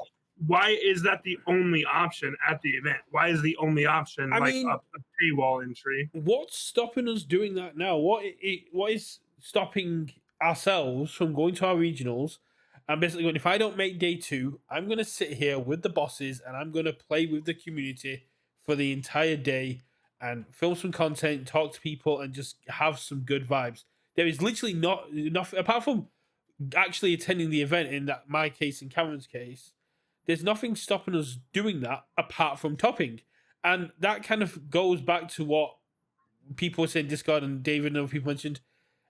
You should never feel bad for topping an event, but not making it to prize wars, not getting to hang out with the community, and walking away with the pricing that we currently have, it kind of does have that feel bad FOMO aspect. Definitely. But no, that's like I said, you want to feel like it's been worth the fight. You want the gold medal, not a certificate. But that's not a bad idea, Marvin. I might have to kind of like steal that for EU events and just like sit there and do some dungeon mastering of boss battles. Yeah, fair. Yeah, no, I like all day at Worlds, I had people like come up to me talking to me, and like it sucks because I had like 3 minutes and I need to use the bathroom. You know, like I don't have time. Like I wish I had time to talk to you, but like, hi, bye, and that felt bad too. So like, yeah, it would be fun to like just like have like a community day, but like also like I kept saying in the Discord, like sure we can do these and we should, right? As for the community, we should do them. But UVS games should also get themselves involved because it shouldn't be only up to us to do something like this. No, I completely. Yeah, at the end of the day, we're more of a resource than a actual arm of UVS games. Exactly. We're more there to help, and they can like direct us how to help. Like, hey, maybe Brett, if you're not making day 2, do you want to help us do PVEs? Or like I don't do well with stuff like that, but maybe it's like, hey, Hermit, if you don't make day 2, do you want to do like a deck, like a deck doctor type thing where people can come to you and get like advice and stuff like that, and you can help newer players? That's something I'm a lot better at than like the DM screen thing. But play to your content creator's strengths and maybe have that as like a free a side event thing, or just like a little extra thing on the side. And maybe just kick us a couple of promos for a couple or something like that. Yeah, exactly. Like we don't need to be paid, right? It's only benefiting us because we also just net free content from that. Yeah, but there are going to be content creators out there that go, I'll do it, but I want compensating. And that's where the issue comes in. Don't hire them. I say just a couple of promos, like one of each prize wall promo. Oh yeah, like here, this is for your time. Just helping us out, and also just talk to the creators and be like, hey, let's run this by. Let's see who's interested and what they would be willing to do, and not just, hey, if you spend X amount of money per hour, I'll do this for you. But like, hey, would you be interested in running some deck fixing program, or like helping out new players, stuff like that? Maybe I could do demos, maybe not the scripted ones because I hate the scripted ones. Let me cook on my own. I make people feel great when I cook on my own. But like when I did demos for my locals, I would build people decks out of my personal collection, and they would walk away with a free deck if they were interested in the game. If UVS Games wanted me to do stuff like that, I'd absolutely be down to spend my Sunday doing that if I didn't top cut. Yeah, exactly. But like, play to your content creator's strengths and see who's willing to help out. And then that could just be extra stuff like, hey, guys, we just found out that this is going on. You can make the announcement early Sunday morning and just have a little booth set up and just go. And that gives us a way to interact with the community and, put ourselves out there because I'm It's one of certainly not going to do it those. on my own. It's one of those things that it's kind of like a two-way street. UVS sends us the products to review, gives us the reveals, has a lot of trust and faith in us to represent them in the community in a fair and kind of not positive but kind of balanced way. And the majority of content creators are great at doing it. Some people do get overly I passionate think the about word you're looking topics. for is honest. Yeah, but it's honest in a constructive way. Attacking people for the sake of attacking them Absolutely. is not great. Being overly hyped over nothing, which I know I can do quite a lot, but to me, it's not nothing. I think it was Chris Smith who said, with this game, I wear my emotions on my sleeve, good or bad," which I'm taking as a compliment. But it's one of those things that it's a two-way street of trust. It's a two-way street of expectations and content. For everything that UVS does for us, we shouldn't feel like we need to shill or be positive for them. But if they came to us and said, we want to do some content creator friendly stuff at events, if you don't day two, do you mind doing a boss battle as a DM? Do you mind talking to new players or casual players about the game and doing deck doctors or doing demo games or just like promoting? Do you mind being a seat filler for draft for side events that want to pop off where people can play with the content creators they watch? You won't get any prize wall tickets for it. We'll make sure you get some prizing like promos or anything, but you won't have to pay entry either. And it's just a chance for you to go and make sure side events fire, make sure that people are having fun, kind of thing. Or even like the gunslinging. Yeah. Even like with the gunslinging, you could do gunslinging against your favorite content creators. Yeah, exactly. I mean, I always have these things 2 to 3 can decks even- on me at a given time. These things can, like Brett actually just like mentioned, like what I was about to say. These things can still benefit the TO, right? You can still charge for these things, but make it way more impactful. Like I would be way more down to join a boss battle that one of my fellow content creators is running over just now I have to go find 2 other players that want to do this with me and somebody that wants to run the thing. Like no, we have this guy dedicated at this table. Give me $10. Go meet Brett. Go talk to him while you guys have a fun time. Yeah, come beat UK versus. Yeah. You can speak to Ashley and Mitchell and Garrett Brett and Nick Reagan, and if they don't make day to an event, beat a champ. Come take on a champ with their champ card and see if you can take them down gunslinging. That's a great one. Yeah. Boss battles. Yeah, that is a literal boss battle kind of thing. Yeah, that would be sweet. Yeah. Who's to say that with gunslinging at some of these events where it's like there's an unreleased set maybe a month away, maybe the content creator gets to play some unreleased cards and that's our compensation. We get to toy around with some of these ideas early as a side event. We get to play against other people with unreleased cards and show off all the cool stuff that maybe we saw behind the scenes, but we get to show it off to them and show them how much cool stuff is coming out. Could you imagine instead of like doing the Armin release? You stubbed your toe for a second there. It just kind of occurred to me like as much as I loved my Armin reveal, if I was just like UVS had gone, go to Chelmsford, go to day 2, sit there with a Armin deck that we're going to pre-construct for you with some proxies or whatever, and just play Gunsling Armin the way the deck testers have done against players as your reveal and make content from it. That would use like the R&D decks and stuff like that. For me, they've got to get it out to me. That's the issue, and then they've got to trust me to either get it back to them or destroy it. well, what they could do is have it there at the event, and then you just hand it back to them when you're done. Yeah, and as Shotstack's saying in here, because if they have someone there to work. Yeah. So I completely forgot about this because we were all talking about regionals, but we did bring it up when we were talking with Sean about retro, and it's once you could offer packs or promos for doing it, but in the UK we have the Dobbers, and the Dobbers are part of the big retro push for 2025, but they've been doing it for years, and our head judge Murray has pre-constructed retro decks that he plays and has a simple thing of you beat it, you get it. And that's what he does between rounds or during the event. And he's a head judge, so he may has to leave to go answer situations, but he has his retro deck. You can play retro deck against it, you can play your standard deck against it. You beat that deck, you walk away deck. He has other retro decks just for playing against, but if you have a simple thing of you want to get into retro, I have a pre-constructed deck here.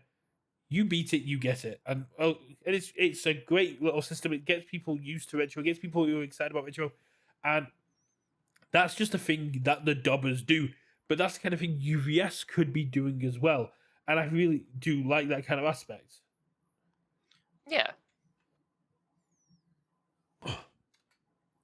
Oh, I like how that could totally work. Yeah, I thought this was just going to be us arguing over regionals. I actually come up with like constructive like stuff to go with it.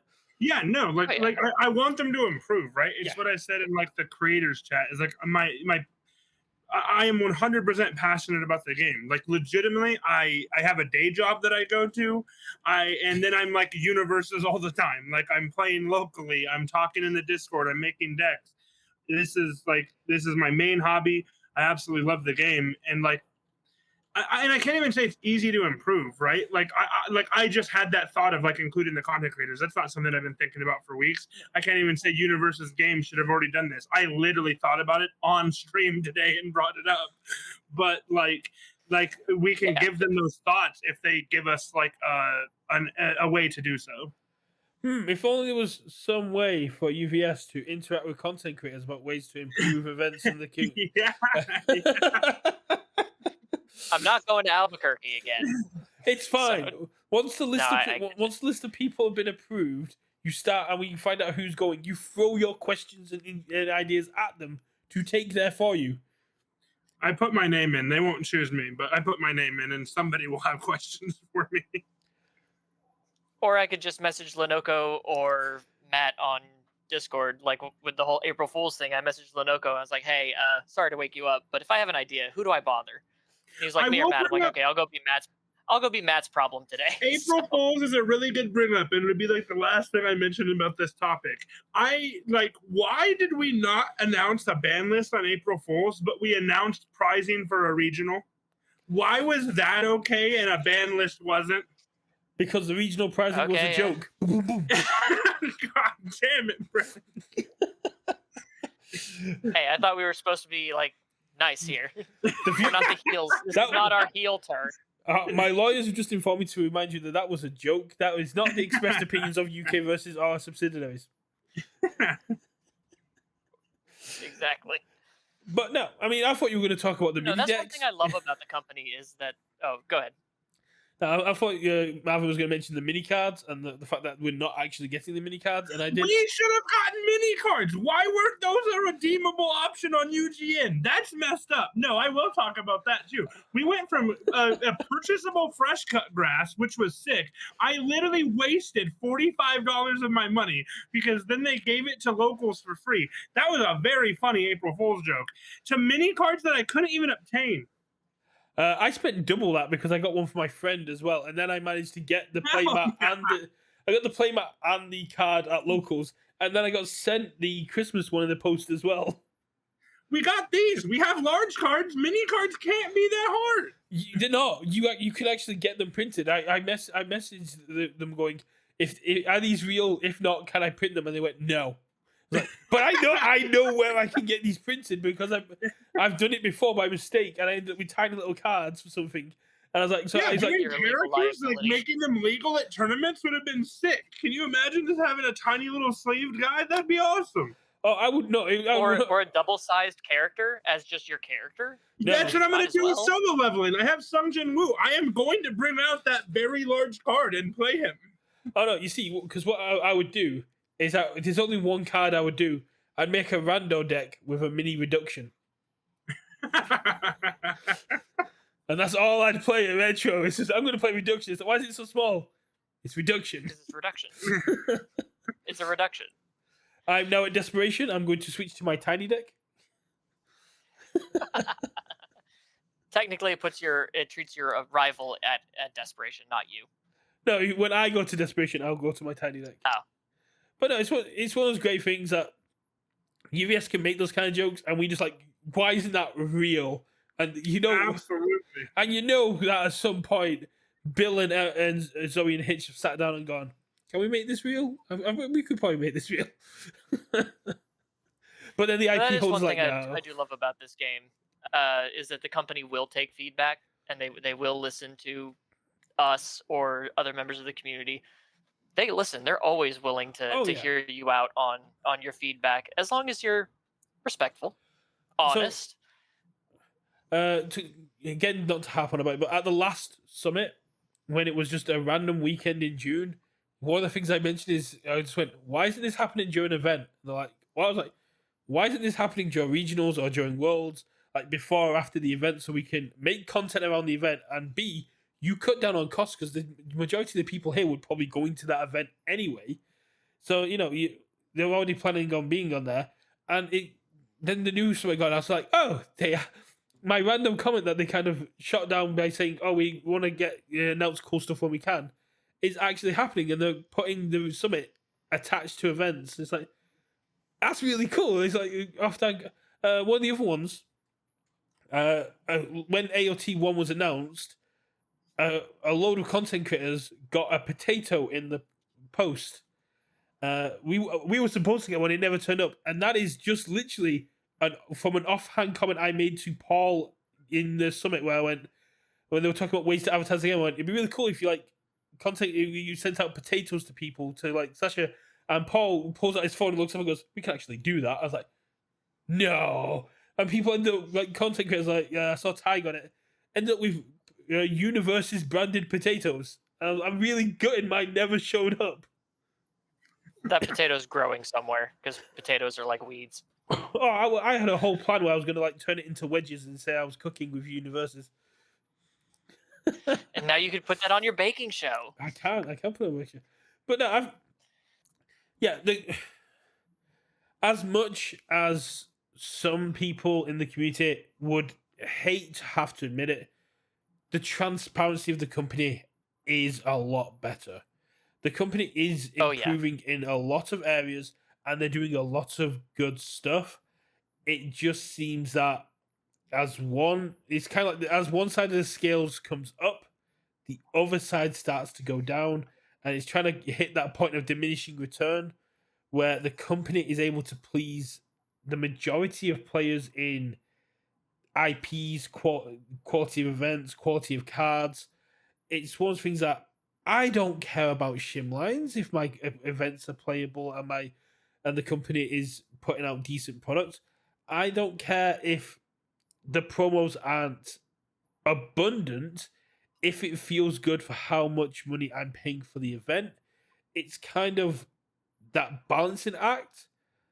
And the worst thing the company can do is overcorrect and lose a lot of people or kind of go too far in one direction.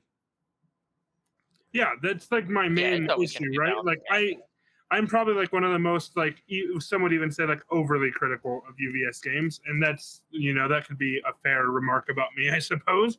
But like I used to in all of my videos I used to say we would take one step forward and two steps back. I feel that truly has changed. I feel we now take two steps forward and one step back.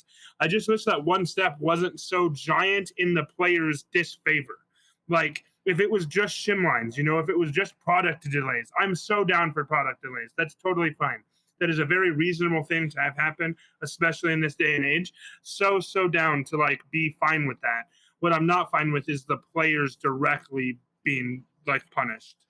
Yeah, that's kind of also why I invited you along for this one, Marvin, because on the opposite side of it, I have been called the most like enthusiastic and positive content creator that we have. So like, I need my polar opposite for this. And I'm the happy medium. Hell yeah! I'm the well balanced medium whose everything has to be balanced and in order. So there we go. But that's why I thought we got the heel, the hero, and whatever the middle ground of those two are. But yeah, a ref, I guess. Exactly what kind of Marvin was saying is two step forwards. We're seeing a lot of community first decisions coming in. We saw Paul announced the plans and the directive and the goals of the company on Facebook at the beginning of the year. And then, in my personal opinion, we kind of had a community backstep with the redemption store and the weekly rotations. But then we saw a step forward with the fact that they were like, we've identified that this is the redemption store rotation time is unfair to OCE, so we're immediately correcting that. It's kind of this swing and roundabout. So as long as the momentum is more positive than it is negative, it's a good thing for the company. We are a lot bigger than the Jasco era. We are a lot stronger than the Jasco era, in my opinion. But with that comes its own trials and tribulations, where change is going to be a lot slower and a lot harder to manage. And a lot of old heads were kind of used to immediate stuff happening, whereas now it's a lot longer and a lot more drawn out process. Yeah, we're definitely leaps and bounds outside of the Jasco era, especially as like we were talking about with Sean last week. But yeah, as the game continues to grow, I think the player base is going to grow obviously faster than the company does. And there's obviously going to be some growing pains there because you'll have more voices, more concerns, growing at a rate that's more than you can grow your company and your team, uh, especially when they're trying to work so far in advance of where we are now, which could be a good thing, could be a bad thing if they're two years ahead and something happens this year. It's like, okay, does that throw things off? How fast can you pivot? And that I used to say, especially in like the Jasco era, they're acting like they're a bigger game than they are, or they're acting like a bigger company than they are. They're trying to do too much. They're trying to take on too much. But now I feel like they're kind of punching at their own weight class now, and they are trying to do more and be better and improve as a company. And I think they're doing it really well. Um, but there's always going to be snags, right? Especially if we're trying to grow the game grassroots level, at our local level, more stores. It can kind of be hard to keep up with that. So there's obviously going to be some hitches. One thing I remembered that I was going to bring up that Marvin talked about, I don't know how long have we been recording, about 30 minutes ago, about how UVS games should go around to different games regionals and see how they do things. Isn't Josh Massey from Pokemon So Company? this is exactly what I was Did we get literally. him over from Pokemon? I was literally just about to bring this up.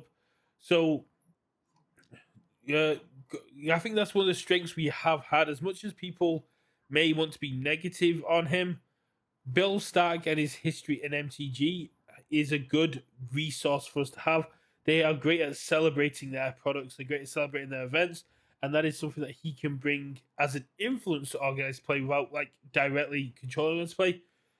Sorry about. And as you quite rightly point out, Josh Massey started off as a Pokemon player, I believe, and then was organizing teams, was part of the company, was doing organized play, was great at like you said, Pokemon absolutely amazing at celebrating their Pokemon, their products, and making great use of their IP. And it's one of the things that the more people we bring in, the different flavors we bring in from other card games and other influences, the more universes can kind of not imitate, but kind of emulate them. Expand upon. Yeah, we can take what they're doing and change it to a more universes friendly style to it. We don't want to lose our identity in that. We don't want to become another Magic hybrid. We don't want to become a Pokemon knockoff, but we want our events to feel as much as a spectacle as going to one of those events are. Yeah, for sure. And like before like Universes, I was like a very big like video game player. That was like my main hobby, is like getting like competitive at video games. And I used to say it in those like spaces all the time that like as much as new companies have to learn, they have to do their own thing, they should also be able to benefit from the successes or failures of other companies. And they should like go play these other games, go to these events. And I feel the same thing can benefit Universes as well. Again, not assuming that they haven't already. My hope is that they've already done these things and this is already a thing of the past. But if they haven't, yeah. And that's one of the things that I was so glad when I got to find out a little bit more about Josh Messi's background, because he's got the Pokemon background, he's got the work with FFG behind Yeah, Star Fantasy Wars. Flight. Yeah, Yeah, you can already see his work there in like the update to the organized play. We're gonna start getting packs instead of like the promo cards, and they're just gonna be packs of 3 cards. It's exactly what you'd get at Star Wars, and their exactly. locals are hype. Yeah. But then it's also learning from things from Keyforge that had its ups and downs, and Star Wars Unlimited with the packs, and just the. I think Josh is a great influence on the company, and I think that it's one of the best hires they've done. One of the big things I kind of heard him saying about ideas is that the company needs to kind of examine its image. It needs to be a big boy company, as he was saying to a couple ideas, and it's like that's a great. We don't want to lose the social aspect, but if the company can be taken more seriously by its competitors, that can only do us better things. Yeah, for sure. Yeah. Offshoot, I just had a really bad idea for a side event. I don't know how good this would be, but what if for like a $15 entry side event, 8-person event, you get a random pre-constructed deck with an unknown character, and you just grab the deck and you have to play that constructed deck in the tournament, in the little like 8-man single elimination side event, but you get to keep the deck. But it's just like a, hey, this is how this character's supposed to be made. So like if it's like back when we used to do character kits, it's just the character with maybe like one of their ultra, one of their rare, and the rest is just mostly their kit. And you just had to pick this random deck and be like, oh, I got this character, and you're not allowed to look at your character until round 1 starts. I think just a blind 8-man tournament. I think that'd be kind of cool, and if we get a bit more of the critical role level starter decks, like maybe with the TMNT stuff, in a couple of years, that might be a good thing to do. Just have a starter deck, like a starter player event at side events where people who have never had the game before sign up for UGN at the event. Because they're signed up to UGN, they get to take part in this brand new event where they get to sit down with a deck and play against people who are having their first UGN accounts as well. Yeah, no, like the stuff like that could be cool. And like, I don't know if you guys have ever watched like a Pokemon regional. I like keep up with like the Pokemon metagame a lot, so I'm always watching the regionals. And like even more so, like they do like free things, like call them free, right? They'll like in between rounds, they'll have their commentator go out, collect like a line of 10 people, give them all a pack, and like open the packs on stream, right? Like they'll do stuff like that. At their most recent regional, they did this like lasso game where you had to like try to lasso a Snorlax plushie. And if you could do it, you would get the plushie.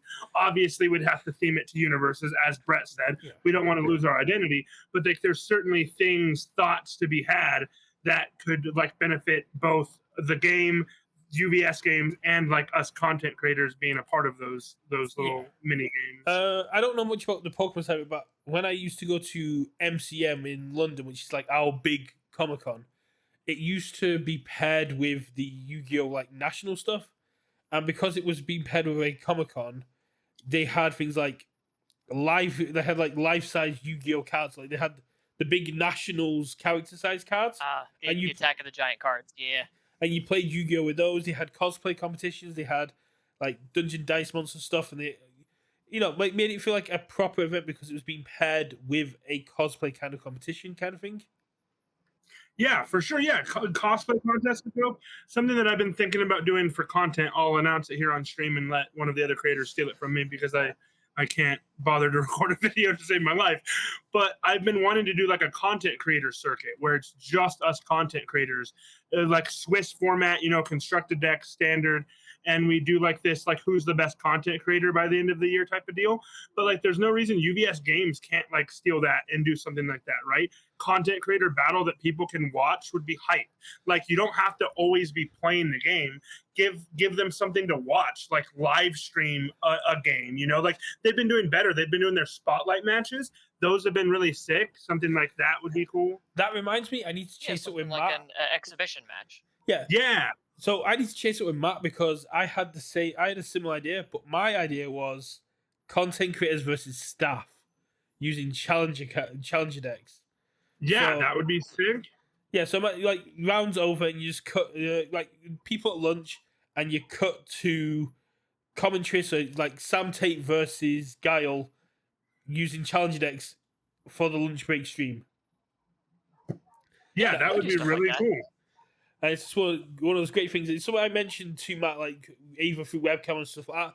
And essentially, however many staff members were on there, and however many content creators wanted to take part, and it just became like almost like an informal interview kind of chat over the course of a game while she was still playing, and it became almost like team content creator versus team UVS challenger battles.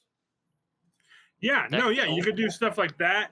Like yeah, there's like the avenues are endless, right? Like you could, I don't know how hard this is. I have no idea how Twitch works, but if they could set up their stream to like earn points and like get redemptions, you could even have like you could offer the community that isn't at the event cool things, right? You could do like a Brett versus Guile showcase match, spend 20,000 stream points. Brett skips a turn. He does not get to play the game. He gets to lose a turn. I don't know about that, but I could see like it is weird. Like we're starting to do the is it Turtles? We're starting the box redemption scan things. Yeah. What if when we get to that point, if we do these exhibition matches, they have special QR codes that show up on the stream. So for if people are watching the exhibition match, like, hey, scan this for an extra 100 points. Absolutely, or a free 100 yeah, points. exactly. Like, yeah, something that to would get be people sick. engaged in watching, as well as hype. Because, like you said, if they can't get there, maybe you can scan. We've just had the Minecraft movie drop, and I think Minecraft the in-game thing had like watch a Minecraft stream and get an in-game cape. And yeah, that would be sick. That's what Pokemon does. If you watch the Pokemon TCG streams, you get digital packs for their digital thing. Again, we'd have to reward it to universes, but so like redemption points, points. Watch 3 hours of the event and get 100 points, kind of thing. Yeah, absolutely. Definitely up engagement. I definitely think something like that could work. It could definitely especially work if you don't know when those are going to drop. I mean, obviously you would have ones like during exhibition matches or during finals, hashtag final round, hashtag exhibition match, hashtag content creator.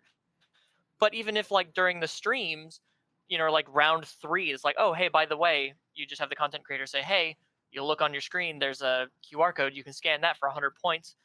It ups engagement for the entire event because you don't know when some of those are going to land. I mean, when some of them will, like a content creator match, the final match, but then sprinkle it out throughout rounds, and people who are either at the event watching can just scan, or people who are watching at home can scan. And you keep all of that engagement and all of that celebration flowing throughout the entire event instead of just in like XYZ places. Yeah, exactly. Because like at home matters. Like I benefit from watching the stream the whole time because I'm a competitive player, right? So like it benefits me greatly to watch the top tables play out, see what people are doing. But like the same can't be said for like the casual player. Like they probably need something a little bit extra to like stay ingrained into the stream. Yeah. No, I mean, it does make a lot of sense. And I mean, I tried when I was first starting off a game. I tried to watch like the events going on. I just couldn't keep up because I was a few days into the event. But if I was being told, "Oh yeah, stick around for a few rounds, listen to the gameplay, and you'll be rewarded with a few 100 points," I know people that literally leave streams open for days because they wanted like Baldur's Gate skins. Exactly. I was one of them. I've got the Baldur's Gate Twitch pack. Hell yeah! What you're saying is rewarding a different aspect of the community. You've got the people I like to watch. It's a great way to combat one of the issues I was saying of people in rural areas having no way to kind of interact with the game and earn points, but still having the passion for the game. If you can reward them for watching the events that they can't go to, even just getting 100 points, which is a minuscule amount compared to how many people are earning at the regionals, but they're still feeling like they're part of it. Yeah, exactly. Yeah. 100%. And if you do, like, let's say there's an exhibition match at the beginning of the tournament, you have a scan, you have the finals, you have a scan, and then maybe if it's like an 8-round tournament, 3 random rounds are selected, and you can say, hey, maybe in round 2 it's like, hey, stick around for next round, we're going to have a QR code sometime during the next match. So like you could announce it the round before to kind of let people know so they know to log in, but it does keep up that hype, like, hey, we're going to have these random scans throughout the tournament, and you could maybe walk away with like 300-400 points just for engaging with the stream. What if you turn exactly. Promos? What if you turn it into a kind of like giveaway situation at regionals and online? So you announce it that there's going to be an exhibition match. You've got Tam Cardwell going up against Paul, the head of UVS. And if you head over to UGN now and select who you think's going to win, the winning side will get 100 loyalty points. And if you're at the regionals, go to the TO, let them know who you think's going to win, and the winning sides will get 5 prize wall tickets. Yeah, that would be sick. You could like easily do like you could play both sides pretty easily. Like you'd have to like obviously like the engine you'd have to figure out how mechanically you want to do that and record that. But yeah, there's just like so many things that like again, like I can't. These aren't even my ideas. I literally just stole this from Pokemon. Like I'm actually just ripping off Pokemon's events. I've created none of this. This is just right there in front of you. I 100% just stole that from Gwent. So when Gwent had its own individual card game, they used to have faction fights where you'd have like Niflgaard versus Monster, and you just play your faction. And I love Gwent. Hell yeah. Yeah, and whoever's faction won, you got additional like materials to craft your cards with. And it's just the exact same principle. You just have this thing of, we have an exhibition match coming up. Who do you think's gonna win? If you're right, you get these points. And it's not gambling because you're not asking anyone for it. You're just basically going, here's a giveaway, but you just need to tell us who you think. What if they integrated it into the UGN kind of like on the tournament like list where you have when you like you just add a thing like, hey, this tournament's exhibition matches are these. Sign in when you log in. Obviously, you have to log in. Yeah. So it could be tied to your account, and you just click, and then those points can just automatically be recorded into your account. Yeah. Because you're already logged in. For the point stuff, the prize wall's a little bit harder. Yeah, for the point stuff. Yeah. Point. That's why I don't think that you should do the prize wall thing. I get what you're trying to go for there, but the people at the event can still, sign in for stuff like that because they're obviously logged in. I think trying to do an in-person versus an online in the same thing kind of muddles the waters a little bit with what you're able to do and how you would structure that. But 100%, like it's like, oh, I logged in.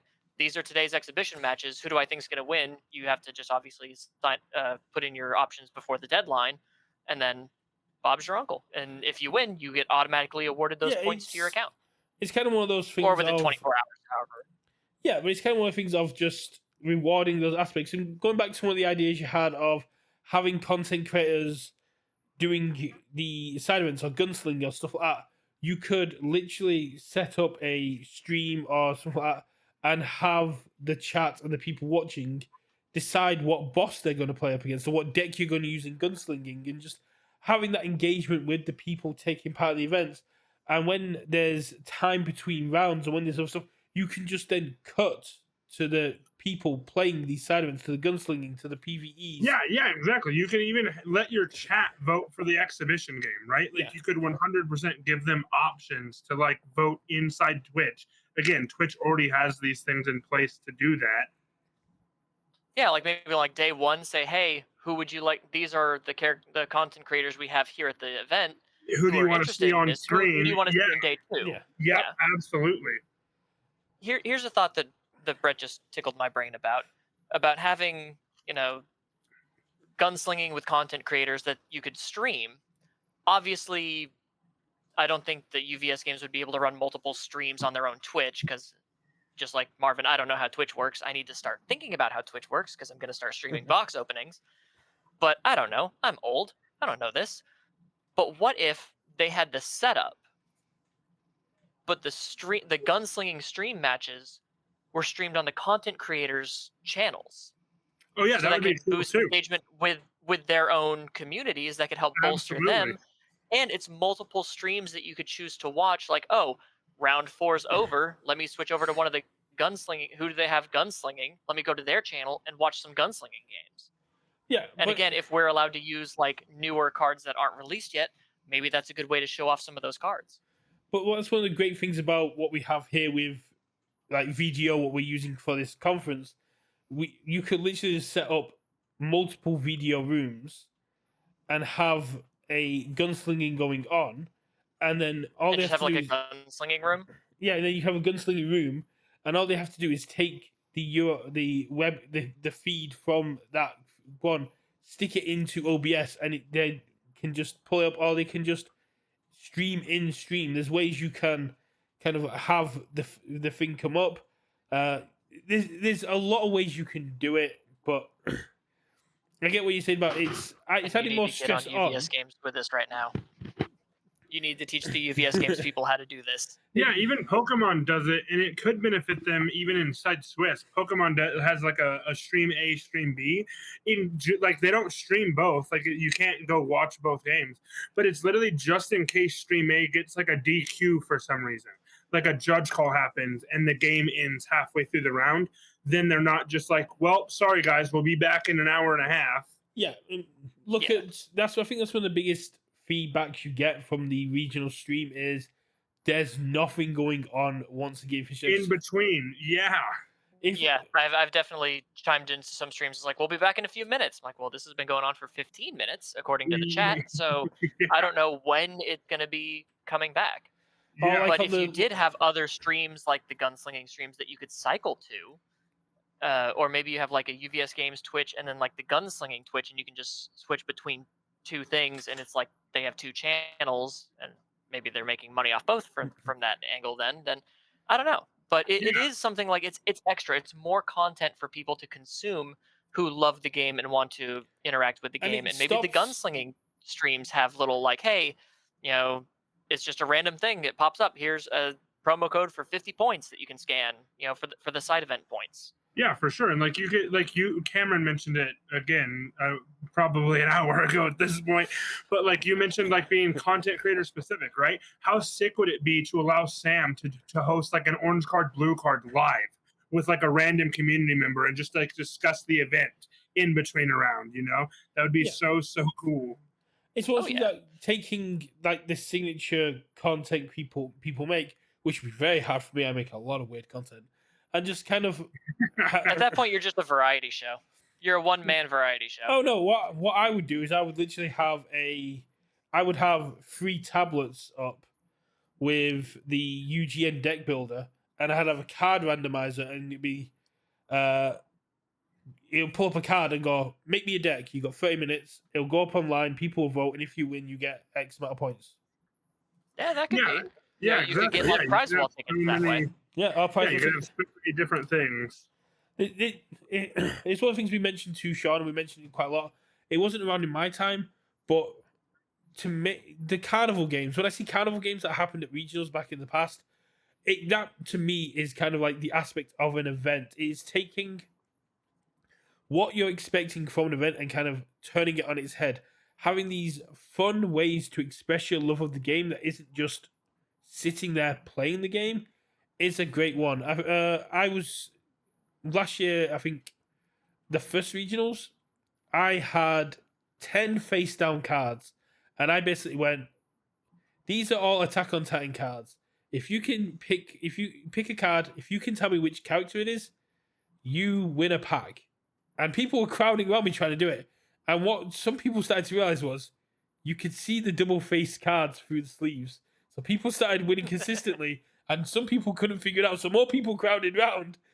And I was like, I'm happy to give these packs away because I was like, that's Eren Yeager. And I flip it, and this Eren Yeager, like, how'd you do that? I went, once you see it, you'll see it. And I put it back, and I like shuffled them back and put it back. I went, that's Reiner. And I flipped it over, like, it was Reiner. I was like, how? I was like, yeah, you can. Yeah, someone was like, oh.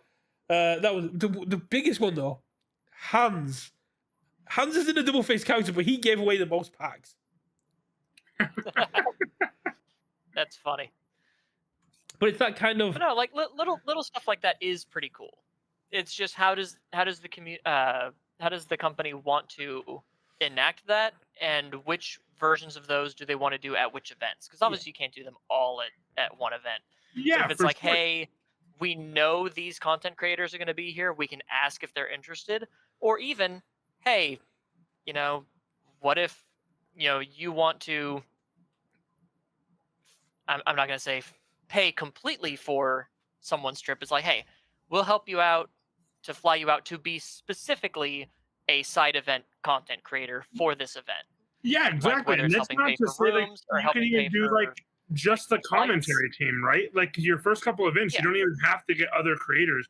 You can just let Sam garnered views for his for one of the last events, the last webcam event, because it was like the first event I might be playing in for a long time, because like commentary doesn't get to play at regionals.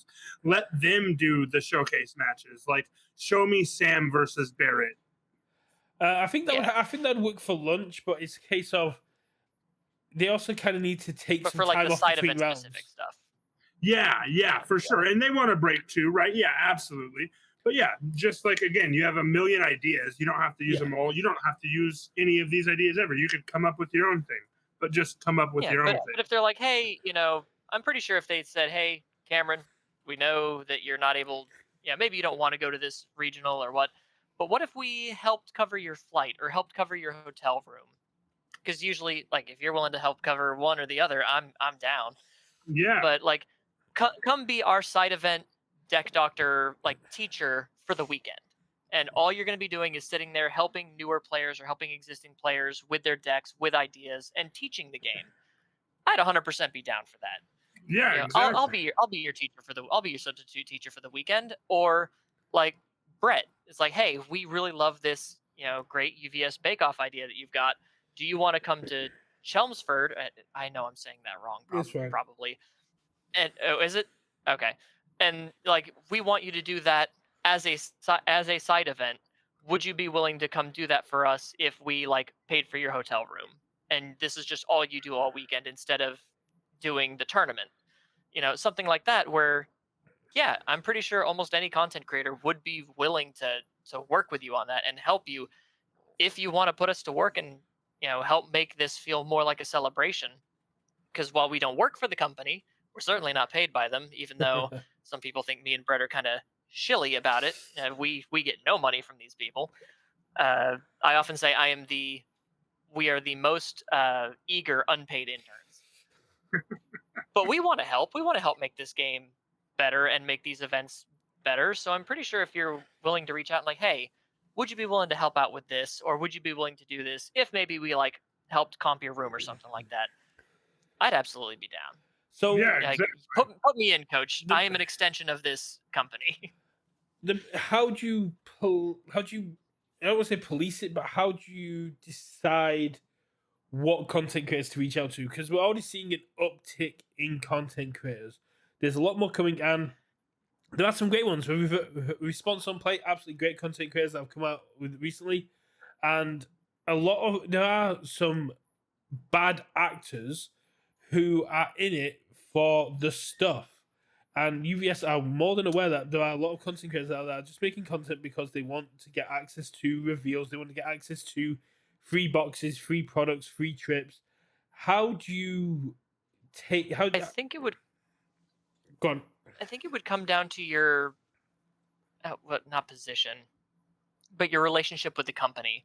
Obviously, they know, like you said, there are some people who are in it just for the money or just for the stuff.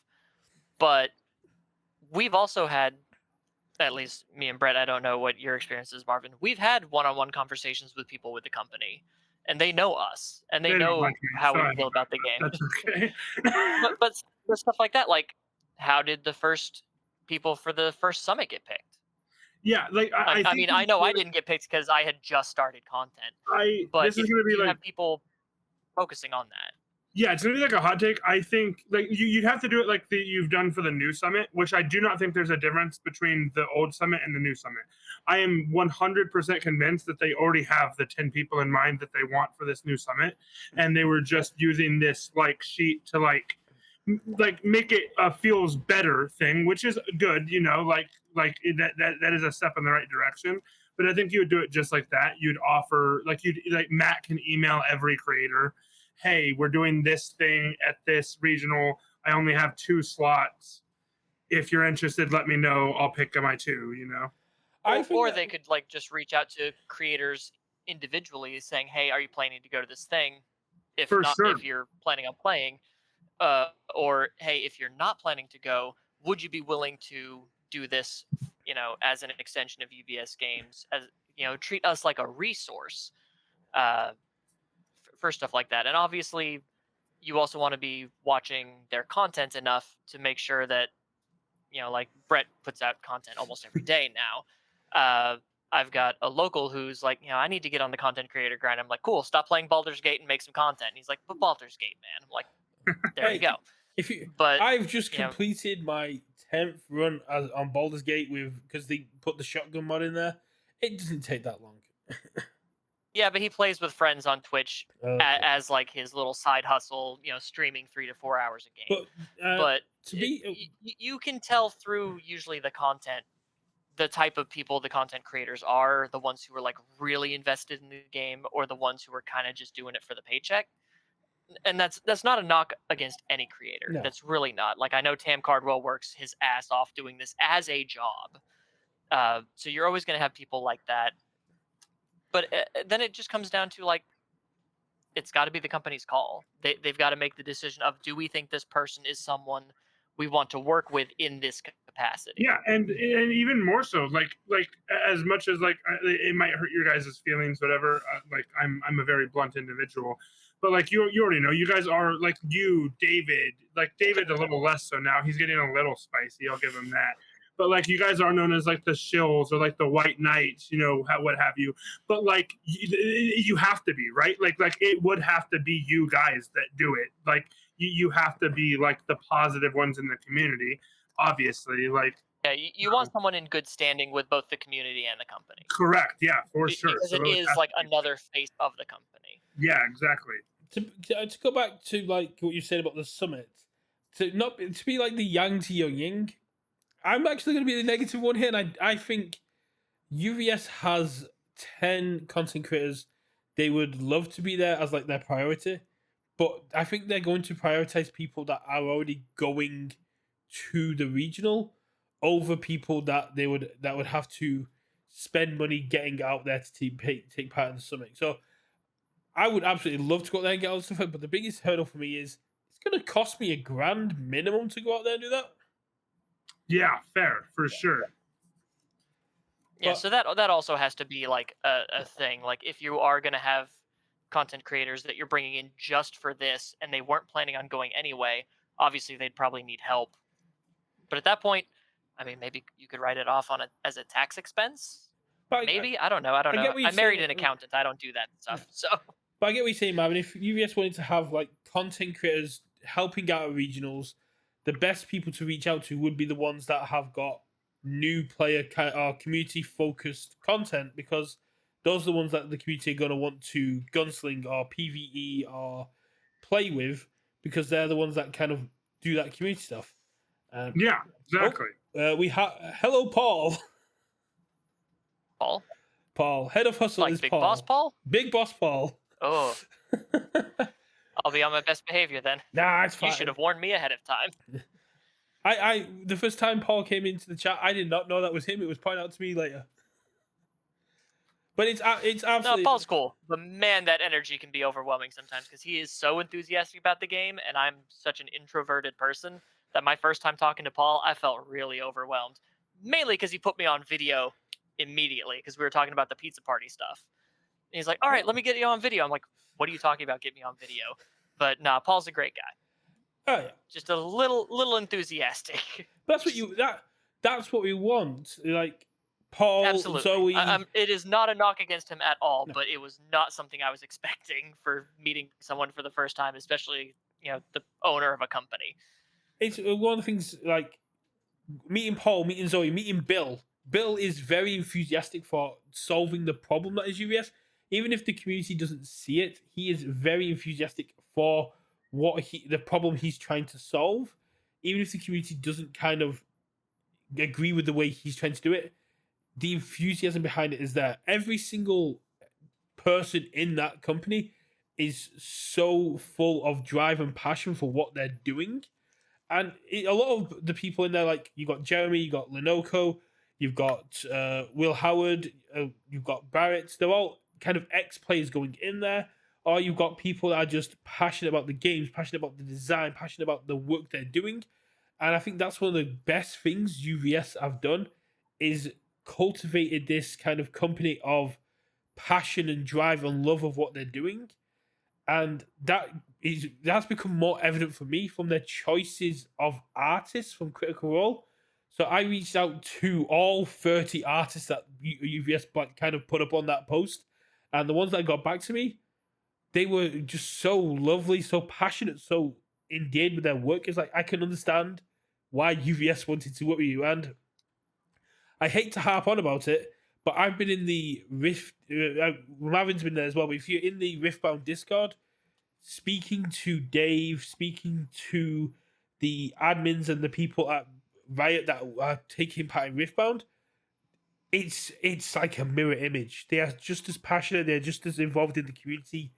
They are just as well driven, and it makes a lot of sense that UVS and Riot have partnered over this, given who's in control of it, because the passion levels, the drive, the love of what they're doing is a mirror image of each other.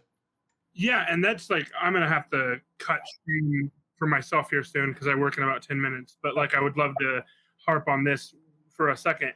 It is that is something that UVS Games is like pretty much like completely unique to. I feel I play like pretty much every like major card game out there: Pokemon, Yu-Gi-Oh, Star Wars, all of the big ones. There is not a single company like Bandai, you know, all of them. There's not a single company that actually interacts inside their community outside of UVS Games. There is not a single owner of a company outside of Paul that would post in the Facebook group about changes being made to the game. You can complain until you're blue in the face at Bandai. Bandai corporate will tell you, haha, tough shit. Like we don't care. You're still going to buy our product. Yeah, I can't think of another game Don't even in get the me world. started on Bandai, man. I can't think of another game in the world where if I'm having an issue, I feel comfortable and confident that I can go to heads of department, the head of the company, and they will respond. If I was to go message Mr. Big Wizards of the Coast, whoever that is now, the chances of me getting a response are very slim. I was surprised that I got an email back from the guys that run Bad Moon, the company that did the Challenger art for Critical Role.